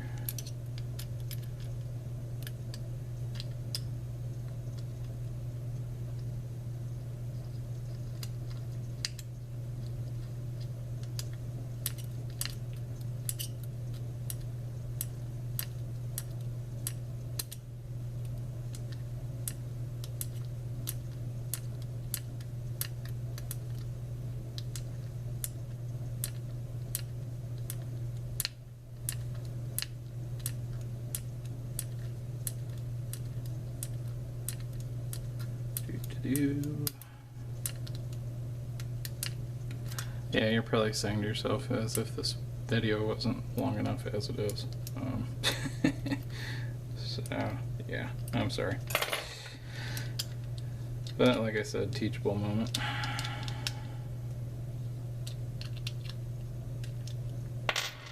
Alright, so got all that connected back together. Battery slits sitting out. And we'll pop the batteries in here.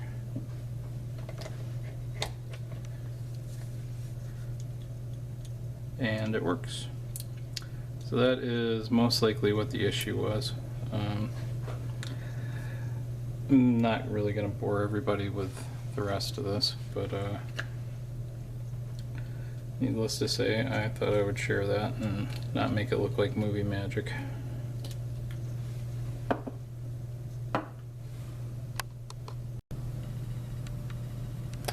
Okay, so here we go with the final product. This is the Green Cross 1590G box with the OKR T10 inside.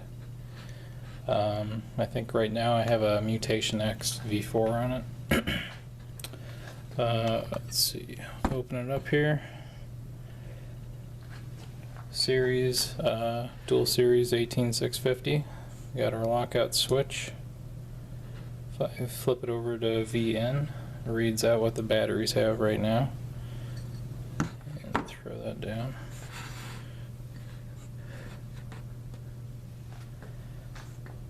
So, yeah, turned out pretty good. We throw it up to voltage out mode and press the button. Fires up real nice. And just for the goodbye cloud,